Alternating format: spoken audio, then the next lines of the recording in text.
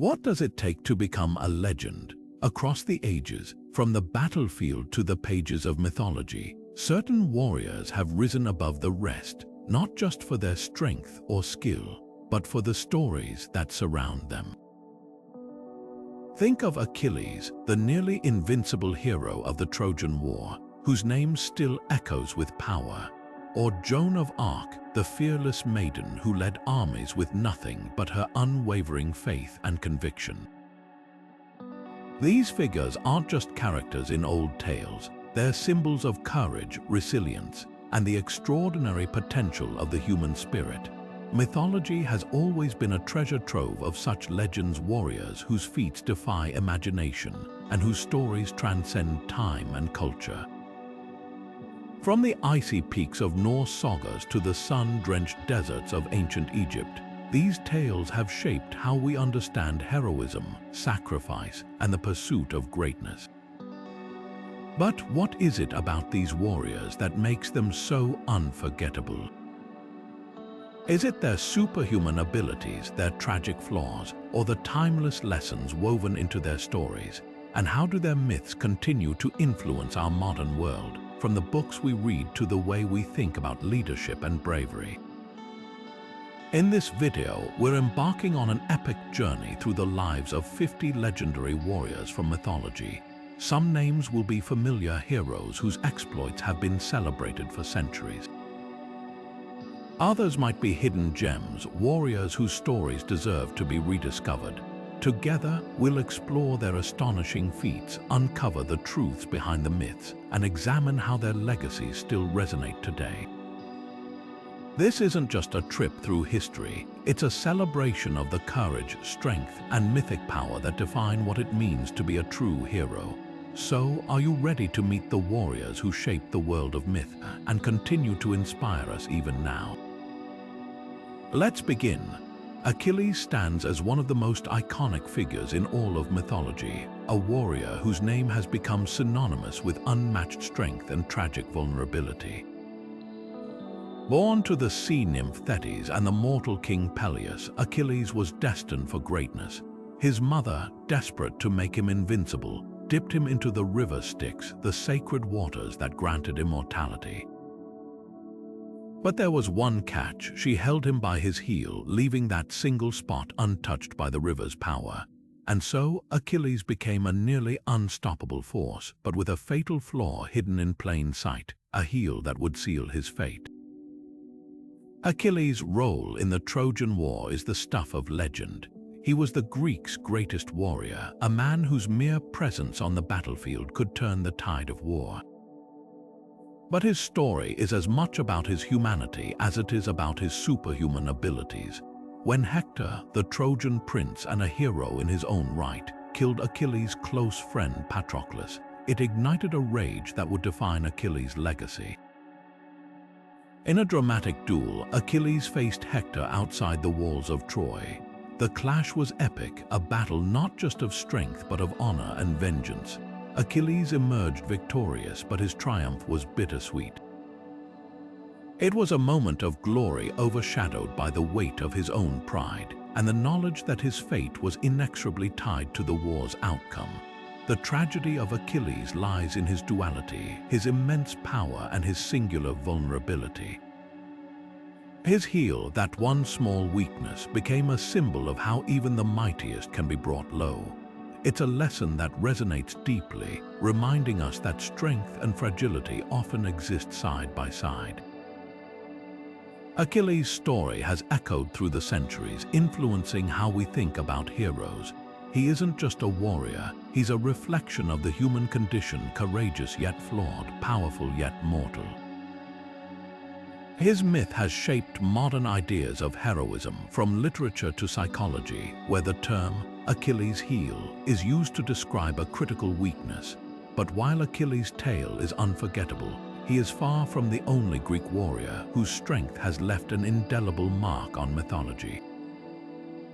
As we leave the shores of Troy and the echoes of Achilles' battles behind, we turn to another figure whose might was equally legendary, a hero whose feats of strength were so extraordinary they became the stuff of divine awe. His name, Heracles, the demigod whose 12 labors redefined what it meant to be a hero. But that's a story for another moment. For now, let's carry forward the lessons of Achilles, the invincible hero who reminds us that even the strongest among us have vulnerabilities, and that true greatness lies in how we face them. Heracles, or Hercules, as he's more commonly known in Roman mythology, is a name that evokes images of raw power and superhuman feats. Born to Zeus, the king of the gods, and the mortal Alcmene, Hercules was destined for greatness from the moment he drew his first breath. But his path to immortality wasn't paved with ease. It was forged through trials that tested not just his strength, but his spirit. The 12 labors of Hercules are perhaps the most famous of his exploits, a series of seemingly impossible tasks that would come to define his legacy as a hero unlike any other. The story of the 12 labors begins with a tragic twist. After being driven to madness by the goddess Hera, who harbored a deep resentment toward him, Hercules unknowingly committed a terrible act, one that left him racked with guilt. Seeking redemption, he consulted the oracle of Delphi, who instructed him to serve King Eurystheus for 12 years and complete whatever labors the king demanded. These tasks were designed to be insurmountable, a punishment from the gods themselves. Yet, with each labor, Hercules proved that his strength was matched only by his determination. His first task was to slay the Nemean lion, a monstrous beast whose golden fur was impervious to weapons. Hercules, undeterred, used his wits as much as his might, strangling the lion with his bare hands and fashioning its pelt into an impenetrable cloak. From there, his challenges only grew more daunting. He captured the golden hind, a sacred deer so swift it could outrun an arrow. He cleaned the Arjuna stables, a feat that seemed less about strength and more about ingenuity, diverting 2 rivers to wash away years of filth in a single day. And then there was the Hydra, a multi-headed serpent that regrew 2 heads for every one that was severed. Hercules, ever resourceful, enlisted the help of his nephew Iolaus to cauterize the Hydra's necks, ensuring it could not regenerate. Each labor was a test of Hercules' resilience, a reminder that true heroism often lies in perseverance as much as power. But his story is not just one of physical triumph, it's also a tale of redemption. Through his labors, Hercules sought to atone for his past and prove his worth not just to the gods but to himself.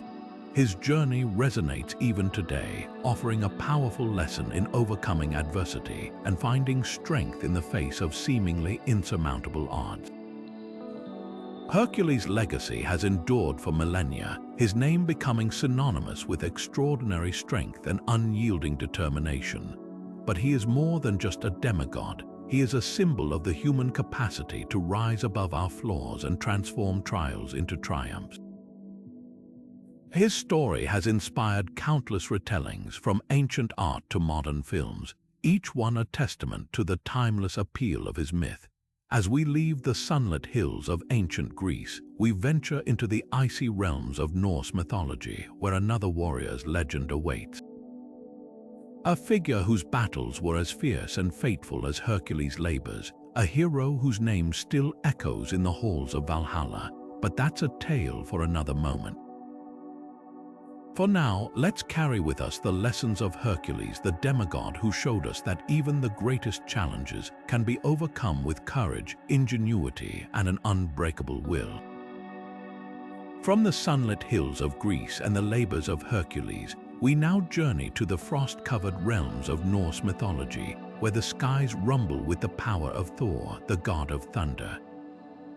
Known as the protector of Asgard and humanity, Thor is a figure of immense strength and unshakable loyalty, a warrior whose very name evokes the fury of storms and the clash of divine power. At his side is Mjolnir, a hammer so mighty that it could level mountains and summon lightning with a single strike. But Thor's story is far more than just a tale of brute force. It's a saga of duty, courage, and the eternal struggle between order and chaos. Thor's role as a protector is central to his myth. In Norse cosmology, the gods are locked in a constant battle against the forces of destruction, represented by the giants of Jotunheim.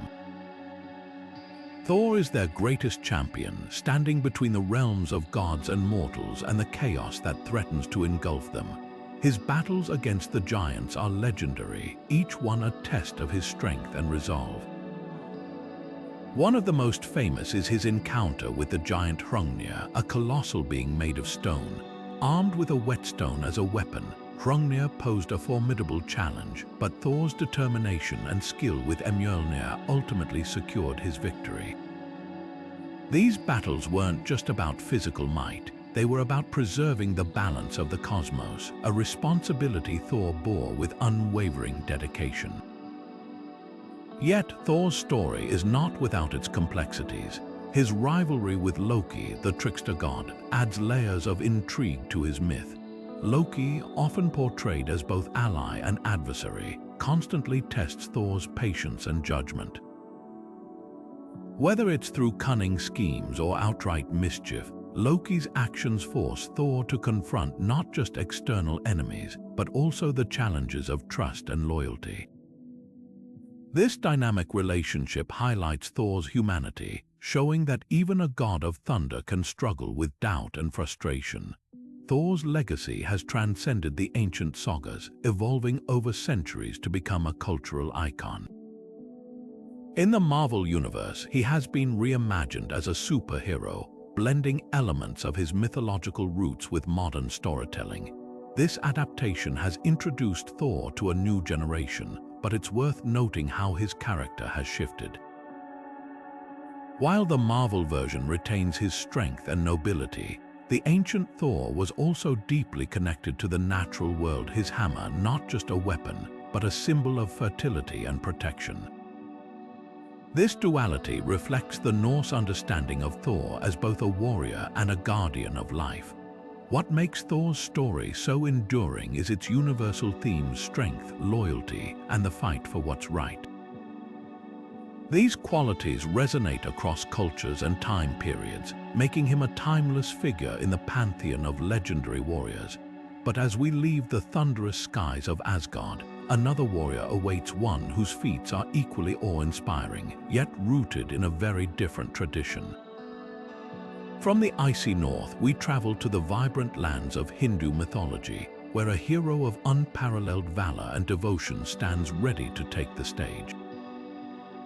But that's a story for the next chapter. For now, let's carry with us the image of Thor, his hammer raised high, a symbol of strength and the enduring spirit of protection. From the thunderous skies of Asgard, we now turn to the vibrant and intricate world of Hindu mythology, where the story of Arjuna, the peerless archer, unfolds. Arjuna is no ordinary warrior. He is the central hero of the Mahabharata, one of the most epic and profound narratives ever told. Known for his unmatched skill with the bow, Arjuna's journey is not just one of physical prowess, but also of deep moral and spiritual introspection.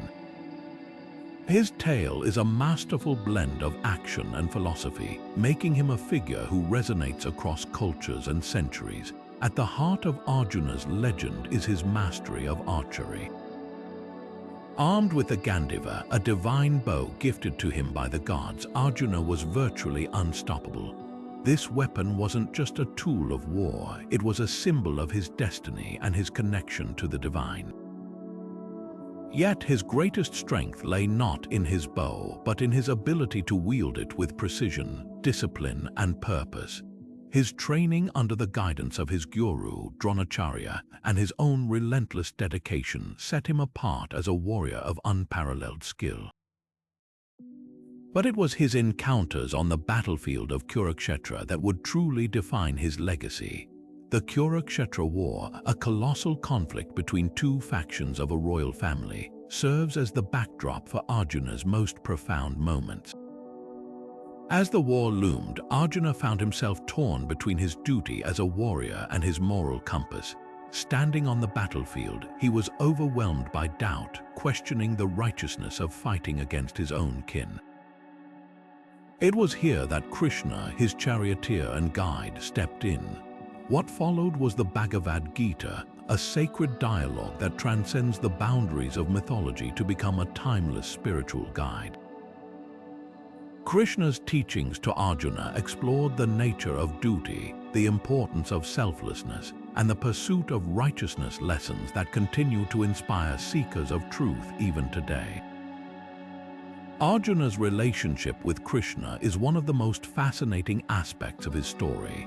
Though Krishna is a divine figure, he chose to serve as Arjuna's charioteer, a role that symbolizes humility and guidance. Their bond highlights the importance of mentorship and wisdom in the journey of a hero. Krishna's counsel not only steered Arjuna through the war, but also helped him navigate the complexities of life, duty, and spirituality. The themes woven into Arjuna's story, duty, honor, and the quest for spiritual understanding, are universal. They challenge us to reflect on our own lives, our choices, and the principles we hold dear. Arjuna's struggles and triumphs remind us that heroism isn't just about physical feats. It's about the courage to face moral dilemmas and the willingness to grow through them. As we bid farewell to the battlefields of Kurukshetra and the wisdom of Krishna, we journey eastward to the land of the rising sun, where another warrior's legend awaits. This is a tale of loyalty, skill, and unyielding honor, a story that mirrors Arjuna's in its exploration of duty, but unfolds in the rich tapestry of Japanese folklore. But that's a story for the next chapter. For now, let's carry with us the lessons of Arjuna, the archer whose arrows were guided not just by skill, but by the light of wisdom and the strength of conviction. From the spiritual battlefields of Kurukshetra, we now travel to the misty mountains and ancient castles of feudal Japan, where the tale of Minamoto no Yoshitsune unfolds, a story of brilliance, betrayal, and the bittersweet essence of the samurai spirit. Yoshitsune is a name etched deeply into the heart of Japanese history, a warrior whose military genius and tragic fate have made him a legend not just in his homeland but across the world. His life is a tapestry of triumph and sorrow, a narrative that captures the very essence of what it means to be a samurai. Yoshitsune's rise to fame began during the Genpei War, a conflict that pitted the powerful Terra clan against the Minamoto clan in a struggle for dominance over Japan. Despite his youth, Yoshitsune displayed an extraordinary talent for strategy and combat, quickly becoming a key figure in the Minamoto's campaign. His most famous victory came at the Battle of Dan no Yora, where his innovative tactics led to a decisive win over the Terra forces. It was here that he cemented his reputation as a military prodigy, a leader who could outthink as well as outfight his enemies. Yet, for all his brilliance on the battlefield, Yoshitsune's greatest challenges lay not in war, but in the tangled web of loyalty and betrayal that defined his relationship with his brother, Yoritomo. Yoritomo, the leader of the Minamoto clan, had once relied on Yoshitsune's skills to secure victory. But as Yoshitsune's fame grew, so did Yoritomo's suspicion and jealousy. The brothers' bond, once strong, began to fracture under the weight of ambition and mistrust. Yoshitsune, ever loyal to his family, found himself hunted by the very clan he had fought to protect. His eventual downfall was as swift as it was tragic, culminating in his death at the hands of Yoritomo's forces. Yet, even in defeat, Yoshitsune's legacy endured, his story becoming a symbol of the samurai ideals of loyalty, honor, and the willingness to sacrifice everything for one's principles. What makes Yoshitsune's tale so compelling is its timeless resonance. His life reflects the duality of the samurai ethos, unwavering loyalty to one's lord, even when that loyalty is betrayed, and the pursuit of honor above all else. These themes have made him a beloved figure in Japanese culture, inspiring countless works of art, literature, and theater. From no plays to modern films, Yoshitsune's story continues to captivate audiences, reminding us of the complexities of duty and the price of greatness. As we leave the rolling hills of Japan and the shadow of Yoshitsune's legacy, we turn our gaze westward to the rugged landscapes of Celtic mythology, where another warrior's story awaits a tale steeped in mystery and magic. This is the legend of Chulainn, a hero whose feats are as enigmatic as they are extraordinary. But that's a story for the next chapter. For now, let's carry with us the image of Yoshitsune, the tragic samurai whose brilliance on the battlefield was matched only by the depth of his loyalty, a warrior who reminds us that even in the face of betrayal, honor endures. The misty forests and rugged landscapes of Ireland set the stage for one of mythology's most unforgettable heroes, Chulainn, the Hound of Ulster. Born as Setanta, he earned his legendary name in a startling act of courage as a child when he killed the ferocious god Hound of the blacksmith Chulainn. To atone for the loss, young Setanta offered to take the Hound's place as Chulainn's protector, a gesture that marked the beginning of his transformation into Chulainn, the Hound of Chulainn. From that moment, his destiny was sealed. He would become a warrior of unparalleled skill and a defender of his people, but his path would be one of both glory and heartbreak. Chulainn's training under Scathach, a warrior woman of unmatched prowess, shaped him into a fighter without equal. On the remote Isle of Skye, Scathach taught him the art of combat, including the use of the fearsome Gi Bolga, a deadly barbed spear that only he could wield. This training was not just physical, it was a test of character, forging Chulainn into a warrior who embodied both strength and discipline. Yet, even as he mastered the skills of battle, his life was marked by a profound sense of duty and the weight of the choices that would come to define him. One of Chulainn's most defining moments came during the Tain Bo Cuelge, or the cattle raid of Cooley, when Queen Medb of Connacht led an army to steal Ulster's prized bull. Chulainn stood alone as the kingdom's defender. Through a combination of cunning strategy and sheer ferocity, he held off Medb's forces single-handedly, using guerrilla tactics to strike fear into his enemies. His exploits during the raid are the stuff of legend dueling champions, outwitting armies, and displaying a level of resilience that seemed almost supernatural. Yet, beneath the surface of his heroism lay a deeper truth, the cost of his role as a protector. Chulainn's victories came at a price, both to himself and to those around him, a reminder that even the greatest heroes are not immune to suffering. The tragedy of Chulainn's story is perhaps most evident in his final stand. Bound by a jays or sacred oath, he was forced to face an impossible choice, break his word or face certain death. When an enemy army surrounded him, Chulainn chose honor over survival, refusing to retreat even as his wounds mounted. His death was as dramatic as his life, tied to a standing stone so he could face his enemies upright. His passing marked the end of an era.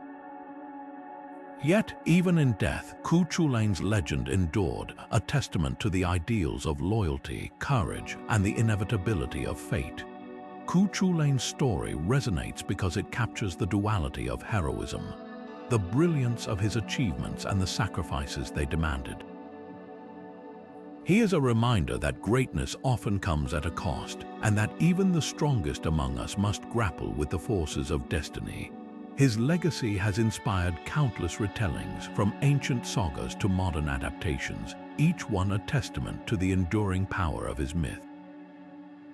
As we leave the windswept hills of Ireland and the echoes of Chulainn's battles behind, we turn our attention to a warrior whose feats are equally awe-inspiring, yet rooted in a very different tradition. From the Emerald Isles, we journey to the vast savannas and rich oral histories of Africa, where the legend of Shango, the thunder god and warrior king, awaits. But that's a tale for the next chapter. For now, let's carry with us the image of Chulainn, the Hound of Ulster, whose life reminds us that heroism is not just about strength, but about the choices we make and the burdens we bear. From the thunderous legends of Ireland, we now journey to the rolling hills and vast savannas of southern Africa, where the story of Shaka unfolds, a tale that blurs the line between history and myth. Shaka Zulu wasn't just a king. He was a visionary, a military genius, and a force of nature who reshaped the destiny of the Zulu people, rising from humble beginnings to become one of history's most formidable leaders. Shaka's legacy is a testament to the power of innovation, resilience, and unyielding ambition. Born into a time of turmoil and fragmentation, Shaka inherited a world where small tribes vied for power and survival.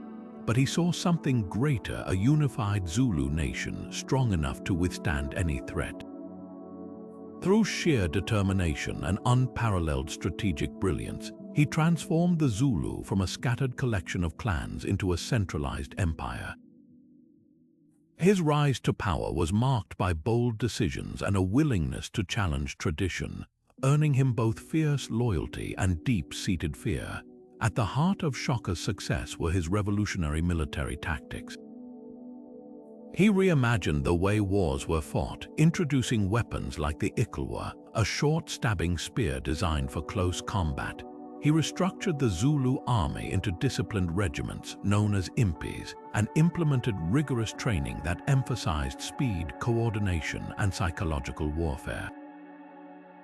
These innovations gave the Zulu warriors a decisive edge, allowing them to dominate their rivals during the Mfecane, a period of widespread conflict and upheaval in southern Africa.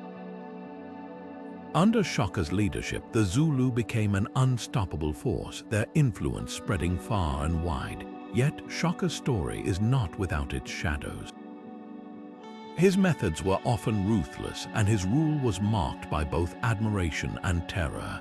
He demanded absolute loyalty, punishing dissent with severity, and his relentless campaigns left a trail of destruction in their wake. But even in his most controversial moments, Shaka's vision for a united Zulu nation never wavered. His legacy is a complex tapestry of triumph and tragedy, a reminder that greatness often comes at a cost. What makes Shaka Zulu's story so compelling is its duality. He is both a historical figure and a mythic hero. In Zulu culture, his life is celebrated in songs, stories, and oral traditions that elevate him to near-divine status. These tales often blend fact with legend, portraying Shaka as a larger-than-life figure who wielded both earthly power and spiritual insight. This blending of history and myth has ensured his place not just in the annals of African history, but in the global imagination. Shaka's influence extends far beyond the battlefield. He reshaped the cultural and political landscape of southern Africa, leaving a legacy that continues to inspire pride and resilience among the Zulu people. His story challenges us to think about leadership, innovation, and the complexities of power, offering lessons that resonate across time and place. As we leave the sunlit plains of southern Africa and the indomitable spirit of Shaka Zulu, we turn our gaze to a very different warrior, one whose legend is steeped in the mysteries of Mesoamerican mythology. From the savannas of Africa, we journey to the dense jungles and towering pyramids of the Maya, where the feats of a hero named Hunahpu await. But that's a story for the next chapter.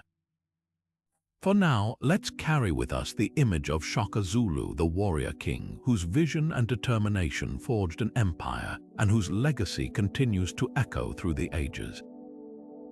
From the vibrant cultures of Africa and the indomitable spirit of Shaka Zulu, we now cross oceans to the ancient lands of Mesoamerica, where the skies shimmer with the iridescent feathers of Quetzalcoatl, the feathered serpent. This enigmatic figure is not just a god but a symbol of duality, warrior and peacemaker, destroyer and creator, a being whose story weaves together the threads of chaos and order, death and rebirth. In Aztec mythology, Quetzalcoatl stands as one of the most revered and complex deities, embodying the very essence of transformation and the cycles of life. Quetzalcoatl's name translates to feathered serpent, a striking image that captures the blending of earth and sky, the grounded and the divine. This duality is central to his myth. As a warrior, he is often depicted wielding a makuahutl, a formidable wooden sword embedded with razor-sharp obsidian blades. Yet his battles are not merely physical, they are cosmic struggles against forces of darkness and disorder. One of his most famous conflicts was against Tezcatlipoca, the god of night and sorcery. Their rivalry was less about personal animosity and more about the balance of power in the universe. Quetzalcoatl represented light, wisdom, and the nurturing aspects of creation, while Tezcatlipoca embodied chaos, temptation, and destruction. Their clashes symbolize the eternal tension between opposing forces, a theme that resonates deeply in Aztec cosmology. But Quetzalcoatl's legacy extends far beyond his role as a warrior. He is also celebrated as a bringer of civilization, credited with teaching humanity the arts of agriculture, writing, and astronomy. His wisdom and benevolence made him a beloved figure, and his influence was felt in every aspect of Aztec life, from the grand temples dedicated in his honor to the intricate calendars that marked the passage of time. Yet, even in his role as a creator, Quetzalcoatl's story is tinged with tragedy. According to legend, he was eventually driven from his throne by Tezcatlipoca's schemes, forced to leave his people and journey eastward, promising to return one day. This prophecy of his return became a cornerstone of Aztec belief, intertwining hope with the inevitability of change. What makes Quetzalcoatl's story so compelling is its profound symbolism. He embodies the idea that destruction and renewal are two sides of the same coin, that from chaos comes new life and from endings, new beginnings. This theme is echoed in the Aztec practice of ritual sacrifice, which was seen not as an act of cruelty, but as a necessary offering to sustain the balance of the universe. Quetzalcoatl's myth challenges us to see the world not in terms of absolutes, but as a dynamic interplay of forces, each one essential to the whole. As we leave the sun-drenched temples of the Aztecs and the soaring figure of Quetzalcoatl, we turn our gaze to the distant peaks of ancient China, where another warrior's legend awaits. This is a tale of loyalty, strategy, and unyielding honor, a story that mirrors the duality of Quetzalcoatl's myth but unfolds in a world of emperors, dragons, and the mandate of heaven. But that's a story for the next chapter. For now, let's carry with us the image of Quetzalcoatl, the feathered serpent whose wings span the heavens and whose wisdom reminds us that even in the midst of chaos, there is always the promise of renewal. Leaving the soaring temples of Mesoamerica and the wisdom of Quetzalcoatl, we now journey to ancient China, where the legend of Guan Yu rises like a towering mountain, a hero whose story bridges the gap between history and myth. Guan Yu, known as the god of war, is one of the most revered figures in Chinese culture, a man whose life embodies the ideals of loyalty, righteousness, and unmatched martial skill. His tale, immortalized in the Romance of the Three Kingdoms, has transcended time, transforming him from a historical general into a divine figure worshipped in temples and celebrated in art, literature, and even modern media. Guan Yu's story begins during the tumultuous era of the Three Kingdoms, a period marked by political intrigue, shifting alliances, and epic battles. As a general under the warlord Liu Bei, Guan Yu became a symbol of unshakable loyalty and honor. His most iconic moment came during the Battle of Boma, where he faced off against Yan Liang, a formidable enemy commander. Armed with his legendary weapon, the Green Dragon Crescent Blade, a massive guandao weighing over 80 pounds, Guan Yu charged into battle with unmatched ferocity. In a single strike, he decapitated Yan Liang, a feat that cemented his reputation as a warrior of unparalleled skill. Yet, it wasn't just his physical prowess that made Guan Yu a legend. It was his unwavering commitment to his principles, even in the face of temptation and betrayal. One of the most poignant episodes in Guan Yu's life occurred when he was captured by the warlord Cao Cao. Despite being offered wealth, power, and even the hand of Cao Cao's daughter in marriage, Guan Yu remained steadfast in his loyalty to Liu Bei. He famously declared that he would serve his lord to the end, a statement that has become a timeless expression of devotion.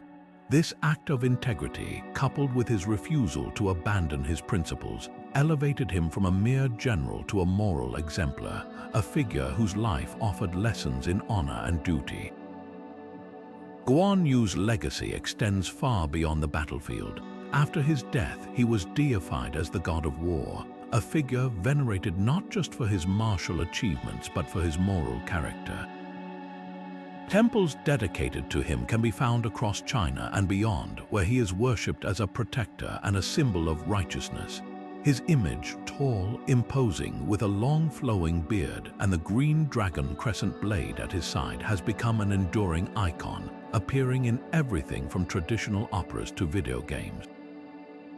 Even today, businessmen and martial artists alike seek his blessings, believing that his spirit embodies the virtues of loyalty, integrity, and success against all odds. What makes Guan Yu's story so compelling is its universal themes. His life reminds us that true greatness lies not just in strength or skill, but in the strength of one's character. He is a reminder that loyalty and honor are not mere ideals, they are choices, ones that define who we are and how we are remembered. His myth has become a moral compass, guiding generations in their pursuit of righteousness. As we leave the misty mountains of ancient China and the towering figure of Guan Yu, we turn our gaze to the sun-scorched sands of Egypt, where another warrior's legend awaits. This is a tale of divine power, cosmic battles, and the eternal struggle between order and chaos, a story that echoes Guan Yu's themes of loyalty and duty but unfolds in a world of gods and pharaohs. But that's a tale for the next chapter. For now, let's carry with us the image of Guan Yu, the god of war whose blade cut through enemies and whose spirit continues to inspire us to stand firm in the face of adversity. From the sun-scorched sands of Egypt, where gods and mortals walked side by side, emerges the story of Horus, the falcon-headed warrior god whose tale is as much about justice as it is about vengeance. Horus stands as a symbol of divine protection, a guardian of the pharaohs and the people of Egypt. But his story begins not with triumph, but with tragedy, a tale of betrayal and the unyielding pursuit of justice that would define his legacy. At its heart, Horus's myth is a cosmic battle between order and chaos, a struggle that resonates as deeply today as it did thousands of years ago. Horus's story is inextricably tied to his father, Osiris, the god of the afterlife and ruler of the underworld. Osiris was betrayed and murdered by his jealous brother Set, the god of chaos and storms, who sought to usurp the throne. Set's actions plunged Egypt into turmoil, but from this darkness emerged Horus, determined to avenge his father and restore balance to the land. His journey was not just a quest for vengeance, it was a fight to uphold Ma'at, the ancient Egyptian concept of truth, order, and justice. This struggle between Horus and Set became the defining conflict of Egyptian mythology, a battle that would shape the fate of the kingdom. The battles between Horus and Set are legendary, each one a test of strength, cunning, and divine will. In one of their most famous encounters, Horus lost an eye, which was later restored by the god Thoth, becoming a powerful symbol of healing and resurrection. This eye, known as the Eye of Horus, became a protective emblem, representing the triumph of light over darkness and the restoration of balance. Horus's eventual victory over Set was not just a personal triumph, it was a restoration of cosmic order, a reaffirmation that chaos could be overcome through perseverance and righteousness. Horus's role extended beyond his battles with Set. As the living embodiment of kingship, he was seen as the divine protector of Egypt's pharaohs, who were believed to be his earthly incarnations. His unification of Upper and Lower Egypt symbolized the harmony of the two lands, a unity that was essential for the kingdom's prosperity. This dual role, avenger and unifier, cemented Horus as a figure of immense importance, a god whose influence reached every corner of Egyptian life. What makes Horus's story so enduring is its universal themes. His battles against Set are not just tales of divine conflict. They are reflections of the struggles we all face between right and wrong, order and chaos, light and darkness. Horus embodies the ideal of justice, reminding us that even in the face of overwhelming odds, the pursuit of what is right is worth every sacrifice. His myth has inspired countless interpretations, from ancient rituals to modern retellings, each one a testament to the timeless appeal of his story. As we leave the banks of the Nile and the soaring figure of Horus behind, we turn our gaze to the vast plains and dense forests of North America, where another warrior's legend awaits. This is a tale deeply rooted in the natural world, a story of strength, wisdom, and the enduring bond between humanity and the earth. From the Falcon-Headed god of Egypt, we journey to the land of the Lakota people, where the mighty warrior Thankha, better known as Sitting Bull, stands as a symbol of resistance and resilience. But that's a story for the next chapter. For now, let's carry with us the image of Horus, the falcon-headed protector, whose battles remind us that even in the darkest times, the light of justice can guide us forward.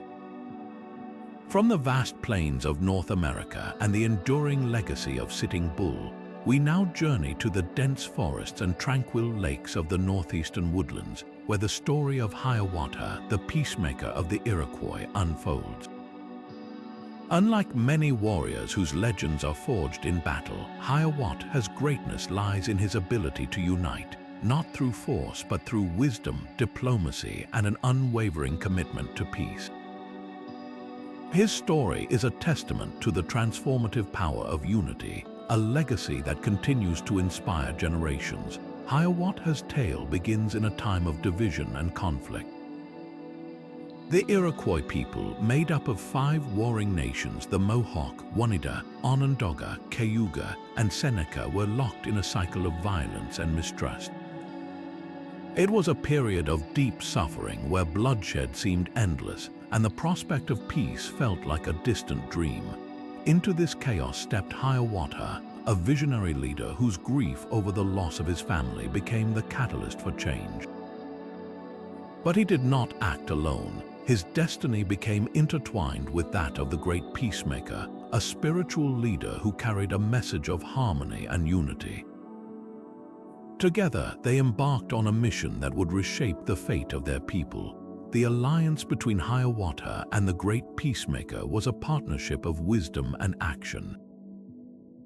The great peacemaker, often described as a prophet, brought the vision of a united confederacy, while Hiawatha used his eloquence and diplomatic skill to bring that vision to life. Their journey was not without challenges. Convincing the 5 nations to lay down their weapons and embrace peace required patience, perseverance, and an unshakable belief in the possibility of a better future.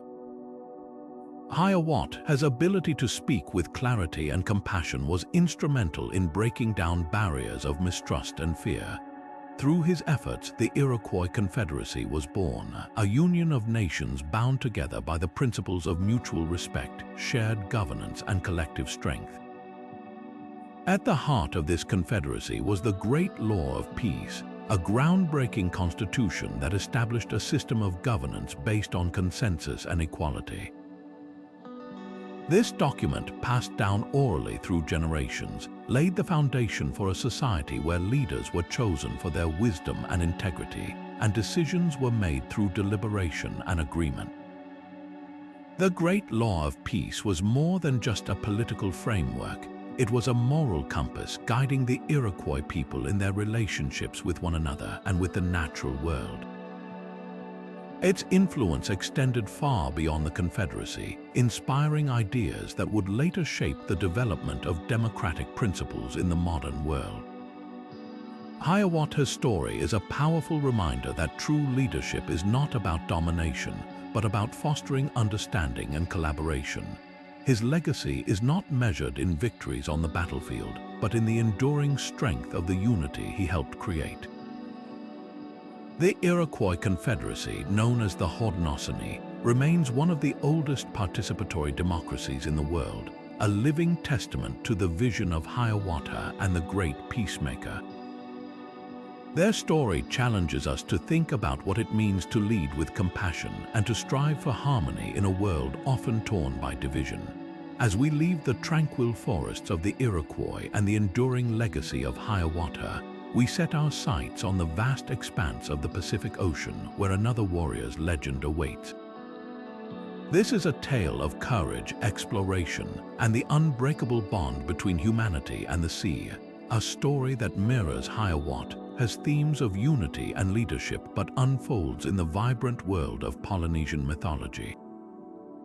From the peacemaker of the woodlands, we journey to the waves of the Pacific, where the legendary navigator and warrior Moi stands ready to take the stage.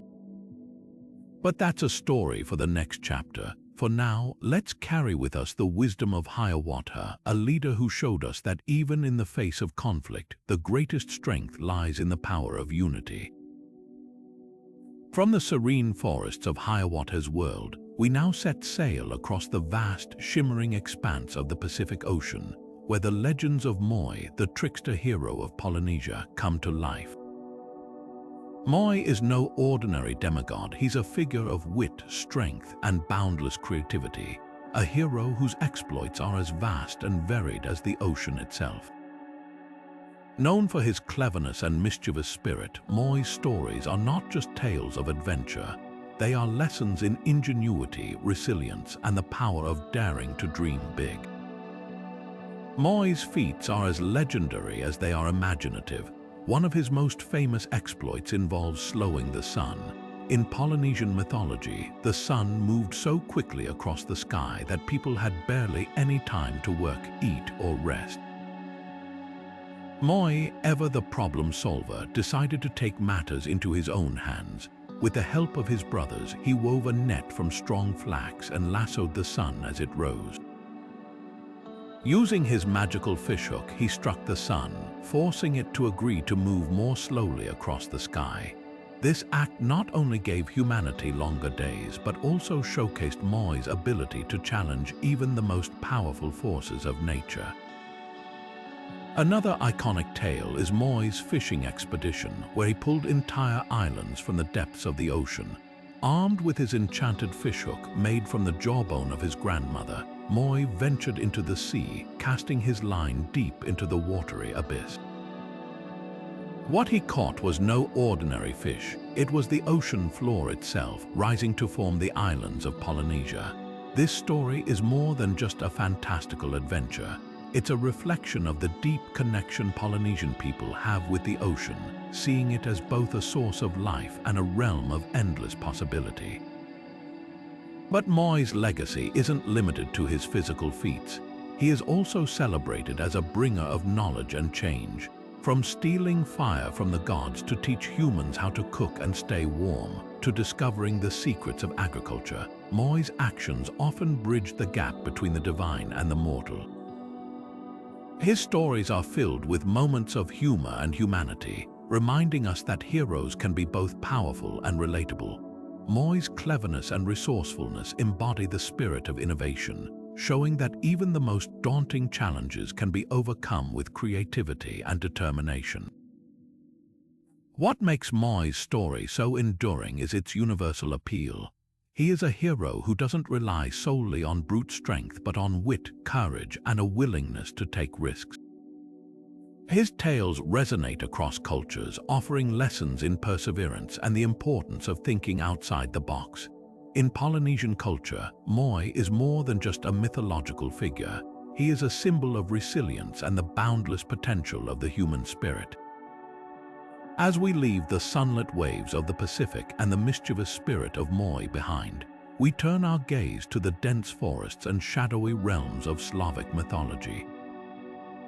Here, another warrior's legend awaits, a figure whose feats are shrouded in mystery and whose name evokes both awe and reverence. From the trickster hero of the islands, we journey to the ancient lands of the Slavs, where the enigmatic figure of Perun, the god of thunder and war, stands ready to take the stage. But that's a story for the next chapter. For now, let's carry with us the image of Moi, the clever demigod whose daring feats remind us that even the smallest act of bravery can change the world. From the sunlit waves of the Pacific and the clever exploits of Moi, we now venture into the shadowy forests and stormy skies of Slavic mythology, where the thunderous presence of Perun reigns supreme.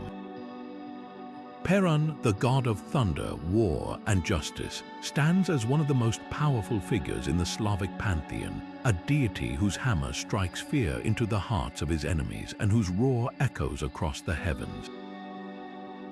His story is one of cosmic battles, divine authority, and the eternal struggle between order and chaos, a theme that resonates deeply in the myths of countless cultures. Perun's dominion over thunder and lightning made him a figure of both awe and reverence. To the ancient Slavs, he was the embodiment of nature's raw power, a force that could bring life-giving rains or destructive storms. His hammer, often compared to Thor's Mjolnir, was more than just a weapon. It was a symbol of his divine authority and his role as a protector of the world. Yet Perun's power wasn't limited to the skies. He was also a god of war, a fierce warrior who led his people into battle and ensured victory through his strength and strategic brilliance. At the heart of Perun's myth is his epic struggle against Veles, the serpent god of the underworld and chaos. This conflict, often depicted as a battle between the heavens and the earth, represents the timeless tension between order and disorder, light and darkness. Veles, a cunning and shape-shifting adversary, frequently challenged Perun's authority, stealing cattle, causing floods, and threatening the balance of the world. In response, Perun would descend from the skies, his hammer blazing with lightning, to drive Veles back into the depths of the underworld. These battles were not just physical confrontations. They were symbolic clashes that mirrored the natural cycles of the world, storms clearing the skies, winter giving way to spring, and life emerging from chaos. What makes Perun's story so compelling is its universal symbolism. His battles against Veles are more than just tales of divine conflict. They reflect the struggles we all face between good and evil, stability and upheaval, creation and destruction. Perun embodies the ideal of justice, a reminder that even in the face of chaos, the forces of order can prevail. His myth has endured for centuries, influencing Slavic culture in profound ways. From the sacred oak trees dedicated to his worship to the rituals performed to honor his power, Perun's legacy is woven into the very fabric of Slavic identity. Yet Perun's influence extends beyond mythology. His image has inspired countless works of art, literature, and even modern interpretations, where he is often portrayed as a symbol of resilience and strength. His story challenges us to confront the chaos in our own lives, to wield our own hammers of determination and forge a path toward justice and balance. As we leave the stormy skies of Slavic folklore and the thunderous figure of Perun behind, we journey to the ancient lands of Persia, where another warrior's legend awaits. This is a tale of valor, wisdom, and the pursuit of greatness, a story that mirrors Perun's themes of cosmic struggle but unfolds in a world of kings, heroes, and divine favor. From the thunder god of the Slavs, we turn to the mighty Rostam, the champion of Persian mythology, whose feats are as legendary as they are unforgettable. But that's a story for the next chapter. For now, let's carry with us the image of Perun, the thunder god whose hammer strikes not just the skies, but the very heart of the eternal struggle between order and chaos. From the thunderous legends of Slavic mythology and the mighty Perun, we now journey to the ancient lands of Persia, where the epic tale of Rostam, the greatest hero of the Shahnameh, unfolds. Known as the champion of champions, Rostam is a figure of unmatched strength, unwavering loyalty, and profound humanity. His story, immortalized in the Shahnameh, the Persian Book of Kings, is a sweeping saga of heroism, tragedy, and the enduring bonds of family. Through his adventures, Rostam becomes more than just a warrior. He becomes a symbol of the complexities of fate and the price of greatness. Rostam's legend begins with his extraordinary lineage. Born to Zal, a noble warrior, and Rudaba, a princess descended from dragons, Rostam was destined for greatness from birth. His childhood was marked by feats of superhuman strength, such as defeating a ferocious white elephant with his bare hands, a story that quickly spread across the land and cemented his reputation as a hero. Yet, Rostam's true greatness lay not just in his physical prowess, but in his unshakable sense of duty and honor. As the protector of Persia, he stood as a bulwark against chaos, defending his people from demons, invaders, and the forces of darkness. One of Rostam's most legendary adventures was his 7 labors, a series of trials that tested his strength, courage, and resourcefulness. These labors included slaying a dragon, outwitting a sorceress, and rescuing a king from captivity. Each task showcased not only his physical might, but also his wit and determination. Yet, even as he triumphed over these challenges, Rostam's story is tinged with a sense of melancholy, a reminder that even the greatest heroes are not immune to the twists of fate. Perhaps the most tragic chapter in Rostam's life is his relationship with his son, Sohrab. Unknowingly, Rostam fathered Sohrab during a brief encounter with a foreign princess. Years later, when Rostam encountered Sohrab on the battlefield, neither recognized the other. Bound by duty and honor, they clashed in a duel that ended with Rostam fatally wounding his own son. The moment of realization, as Rostam discovered the identity of the young warrior he had slain, is one of the most heartbreaking in all of mythology. It's a poignant exploration of the unintended consequences of destiny and the fragility of familial bonds, themes that resonate deeply across cultures and time. Rostam's story is more than just a collection of heroic deeds. It's a meditation on the human condition. His strength and valor make him a hero, but his flaws and vulnerabilities make him relatable. He embodies the tension between duty and emotion, between the ideals of heroism and the realities of life. His legacy has endured for centuries, inspiring countless retellings and adaptations, from classical Persian poetry to modern literature and film. In Rostam, we see not just a warrior, but a reflection of our own struggles and triumphs.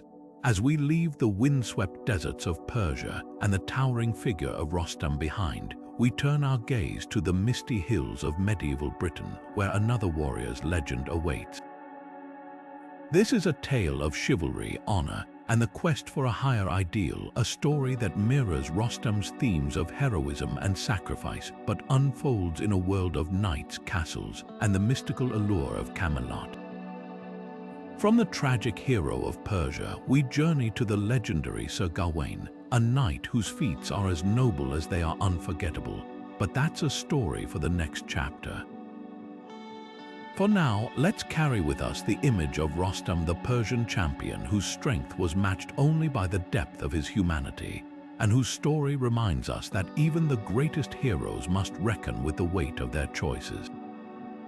From the windswept deserts of Persia and the tragic heroism of Rostam, we now journey to the misty hills and grand castles of medieval Britain, where the legend of Sir Lancelot, the greatest knight of the Round Table, comes to life. Lancelot is a figure of unparalleled skill and nobility, a knight whose name has become synonymous with chivalry and valor. Yet his story is not one of unblemished heroism. It's a tale of love, loyalty, and the profound struggles that come with the weight of duty. Through his triumphs and trials, Lancelot embodies both the ideals and the imperfections of the knightly code, making him one of the most complex and enduring figures in Arthurian legend. Lancelot's prowess as a knight is unmatched. From his earliest days in Camelot, he distinguished himself as the finest warrior in King Arthur's court, a man whose sword and lance seemed almost divinely guided. His feats in battle were legendary, rescuing damsels, defeating fearsome foes, and proving his mettle in countless tournaments. But it wasn't just his strength that set him apart. It was his unwavering loyalty to King Arthur and his commitment to the ideals of chivalry. Lancelot was the embodiment of what it meant to be a knight, brave, honorable, and devoted to his king and kingdom. Yet, beneath the surface of his noble deeds lay a deep and complicated inner conflict. Lancelot's love for Queen Guinevere, Arthur's wife, became the defining struggle of his life.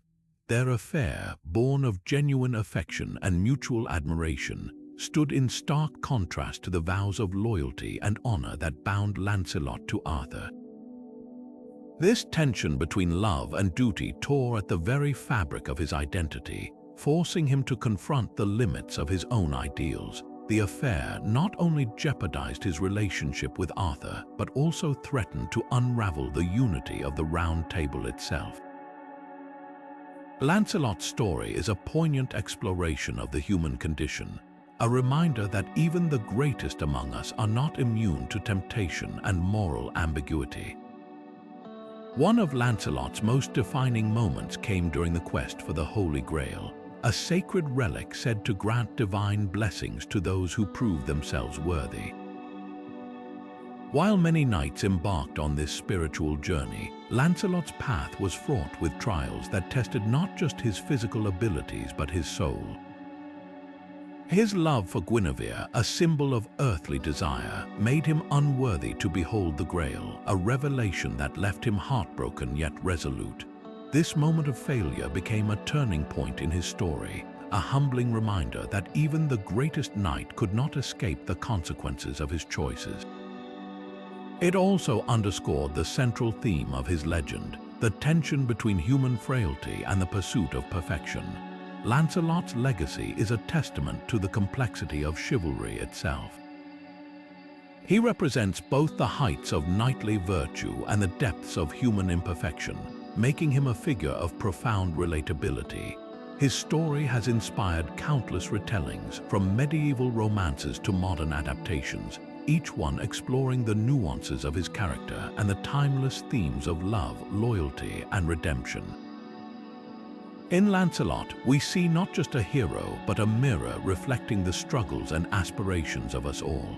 As we leave the grand halls of Camelot and the conflicted heart of Lancelot behind, we turn our gaze to the icy fjords and stormy seas of Norse mythology, where another warrior's legend awaits. This is a tale of raw power, divine favor, and the relentless pursuit of glory, a story that mirrors Lancelot's themes of loyalty and ambition, but unfolds in a world of gods, giants, and the eternal clash of fate and free will. From the knightly virtues of medieval Britain, we journey to the thunderous world of Beowulf, the legendary hero whose strength and courage have echoed through the ages. But that's a story for the next chapter. For now, let's carry with us the image of Lancelot, the knight whose sword was as mighty as his heart was conflicted, and whose story reminds us that even the noblest ideals are tested by the complexities of human emotion.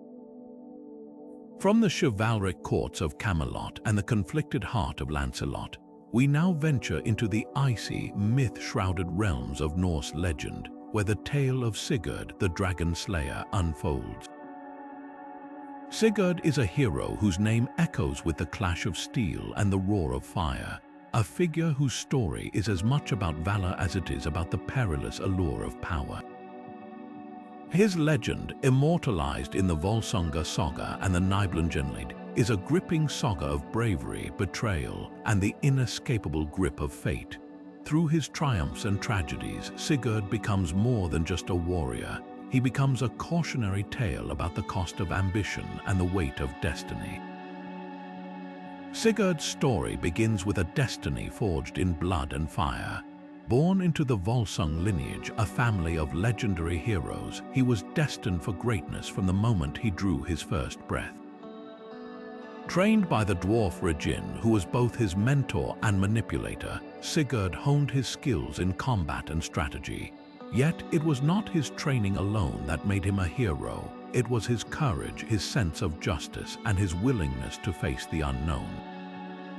These qualities would be tested in his most famous feat, the slaying of the dragon Fafnir. Fafnir was no ordinary beast. Once a dwarf, he had been transformed into a monstrous dragon by his insatiable greed for gold, hoarding a cursed treasure that brought doom to all who sought it. Armed with the sword Gram, reforged from the shards of his father's blade, Sigurd confronted Fafnir in a battle that would seal his place in legend. With cunning and courage, he struck the dragon down, claiming the treasure for himself. But this victory came with a heavy price. The treasure was cursed, its gold tainted by the touch of greed and betrayal. Sigurd, unaware of the curse, became its unwilling inheritor, setting in motion a chain of events that would lead to his downfall. At the heart of Sigurd's story is his tragic love for Brynhild, a Valkyrie of unmatched beauty and strength. Their love was pure, born of mutual admiration and respect, but it was also doomed. Tricked by the machinations of others, Sigurd was led to believe he had to marry another, while Brynhild was deceived into thinking Sigurd had betrayed her. The consequences of this misunderstanding were catastrophic, leading to a spiral of vengeance and sorrow that would consume them both. Sigurd's eventual betrayal and murder by his brothers-in-law, driven by jealousy and the curse of the treasure, marked the end of his life but not the end of his legend. Sigurd's story is rich with symbolism. The cursed treasure serves as a stark reminder of the dangers of greed, a theme that resonates across cultures and time periods. His tragic love with Brynhild highlights the fragility of trust and the devastating consequences of manipulation. And through it all, the thread of fate weaves its inexorable pattern, reminding us that even the greatest heroes are bound by forces beyond their control. Sigurd's legacy endures not just as a dragon slayer, but as a figure who embodies the complexities of heroism, strength tempered by vulnerability, triumph shadowed by loss. As we leave the frostbitten landscapes of Norse mythology and the haunting tale of Sigurd behind, we turn our gaze to the vibrant and intricate world of Hindu mythology, where another warrior's legend awaits. This is a tale of divine favor, celestial weapons, and the unyielding pursuit of righteousness, a story that mirrors Sigurd's themes of fate and heroism, but unfolds in a world of gods, demons, and cosmic battles. From the dragon slayer of the north, we journey to the mighty Arjuna, the peerless archer whose feats are as awe-inspiring as they are profound. But that's a story for the next chapter. For now, let's carry with us the image of Sigurd, the hero whose blade cut through darkness, yet whose story reminds us that even the brightest flames can be extinguished by the shadows of fate. From the frostbitten lands of Norse mythology and the tragic fate of Sigurd, we now journey to the vibrant and intricate world of the Mahabharata, where the mighty Bhima, one of the 5 Pandava brothers, takes center stage. Known for his unparalleled strength and unshakable loyalty, Bhima is a warrior whose story is as much about raw power as it is about the bonds of family and the pursuit of justice. His role in the Kurukshetra war, his epic battles against the Kauravas, and his deep connection to his brothers make him a figure of enduring significance in Hindu mythology. Bhima's strength was legendary, a gift from his divine father, Vayu, the god of wind. From a young age, he displayed feats of incredible power, crushing boulders with his bare hands, uprooting trees as if they were mere twigs, and defeating powerful demons with ease. Yet Bhima's strength wasn't just physical. It was a reflection of his indomitable spirit and his unwavering commitment to protecting those he loved. His loyalty to his brothers, particularly Yudhishthira and Arjuna, was the cornerstone of his character, a bond that would be tested time and again throughout their tumultuous journey. The Kurukshetra war, the climactic battle of the Mahabharata, was where Bhima's strength and resolve shone brightest. As one of the Pandava army's greatest warriors, he faced off against the Kauravas, the cousins who had wronged his family time and again. Bhima's battles were not just clashes of physical might, they were deeply personal. His vow to avenge the humiliation of Draupadi, the shared wife of the Pandavas, and the deaths of his sons drove him to fight with unmatched ferocity. One of his most iconic moments came when he fulfilled his promise to kill Dushasana, the Kaurava who had disgraced Draupadi. In a moment of poetic justice, Bhima tore open Dushasana's chest and drank his blood, a grim but symbolic act that underscored his commitment to righting the wrongs done to his family. Yet Bhima's story is not just one of vengeance and strength. His relationship with his brothers, especially Yudhishthira, reveals a deeper layer of his character. While Yudhishthira was the embodiment of wisdom and righteousness, Bhima often served as the emotional and physical backbone of the Pandavas. His straightforward nature and willingness to act when others hesitated made him a vital counterbalance to Yudhishthira's more cautious approach. Their dynamic highlights the importance of unity and the strength that comes from diversity, a theme that resonates deeply in the Mahabharata. Bhima's legacy is a testament to the virtues of courage, loyalty, and brotherhood. His story reminds us that true strength lies not just in physical power, but in the willingness to stand by loved ones in the face of adversity. His feats have inspired countless retellings, from classical Indian literature to modern adaptations, each one celebrating the enduring spirit of this mighty warrior. As we leave the battlefields of Kurukshetra and the towering figure of Bhima behind, we turn our gaze to the sunlit hills of ancient Greece, where another warrior's legend awaits. This is a tale of divine favor, tragic flaws, and the pursuit of glory, a story that mirrors Bhima's themes of strength and loyalty, but unfolds in a world of gods, heroes, and the relentless march of fate. From the mighty Pandava warrior, we journey to the legendary Achilles, the hero of the Trojan War, whose name has become synonymous with both invincibility and vulnerability.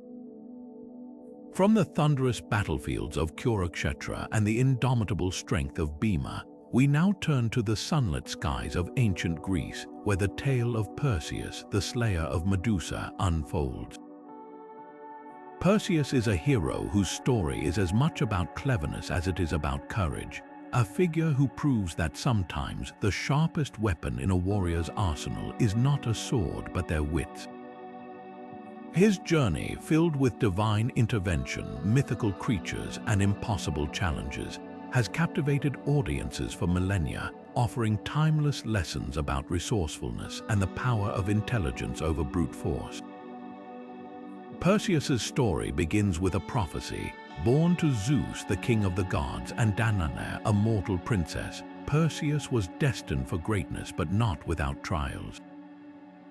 His grandfather, King Acrisius, fearing the prophecy that his grandson would one day overthrow him, cast Danae and the infant Perseus into the sea. Miraculously, they survived, washing ashore on the island of Seriphos, where Perseus grew into a young man of remarkable skill and determination. But his true test would come when King Polydectes, ruler of Seriphos, demanded that Perseus bring him the head of Medusa, one of the three Gorgons whose gaze could turn any living creature to stone. This seemingly impossible task became the defining moment of Perseus's legend. Armed with divine gifts from the gods, a mirrored shield from Athena, winged sandals from Hermes, and a sickle from Hephaestus, Perseus embarked on a quest that would test not just his bravery but his ingenuity. Medusa's lair was a place of nightmares, filled with the petrified remains of those who had dared to face her. But Perseus, guided by Athena, used the mirrored shield to avoid her deadly gaze, sneaking up on the sleeping Gorgon and striking with precision. With a single, swift stroke, he severed Medusa's head, completing the impossible task and securing his place as a hero. Yet, Perseus's story doesn't end there. On his journey back to Seriphos, he encountered Andromeda, a princess chained to a rock as a sacrifice to a sea monster. Once again, Perseus rose to the occasion, using Medusa's head to turn the monster to stone and rescue Andromeda. This act of heroism not only saved a life but also cemented Perseus's legacy as a protector and a champion of the oppressed. His story is a testament to the power of intelligence and divine favor, showing that even the most daunting challenges can be overcome with the right tools and a sharp mind. What makes Perseus's tale so enduring is its blend of action and cleverness. Unlike many heroes who rely solely on strength, Perseus's success comes from his ability to think on his feet and use the resources at his disposal. His story reminds us that heroism isn't just about physical prowess. It's about adaptability and the willingness to face the unknown with courage and creativity. His myth has inspired countless retellings from ancient art to modern films, each one highlighting the timeless appeal of his triumph over seemingly insurmountable odds. As we leave the sunlit skies of Greece and the cunning heroism of Perseus behind, we journey to the misty mountains and ancient traditions of Japan, where another warrior's legend awaits. This is a tale of loyalty, skill, and the unyielding pursuit of honor, a story that mirrors Perseus's themes of intelligence and resourcefulness but unfolds in a world of samurai spirits and the enduring bond between humanity and the divine. From the slayer of Medusa, we turn to the legendary Minamoto no Yoshitsune, a warrior whose brilliance on the battlefield was matched only by his tragic fate. But that's a story for the next chapter. For now, let's carry with us the image of Perseus, a hero who proved that even the most fearsome monsters can be defeated with a sharp mind and a steady hand. From the misty mountains and ancient traditions of Japan, we now turn to the story of Yamato Takeru, a prince whose life was a tapestry of bravery, tragedy, and the enduring power of myth. Known as one of Japan's greatest legendary heroes, Yamato Takeru's tale is a poignant reminder of the fleeting nature of life and the timeless allure of heroism. His journey is one of triumph and heartbreak, a narrative that has captivated the hearts of generations and continues to resonate deeply within Japanese culture.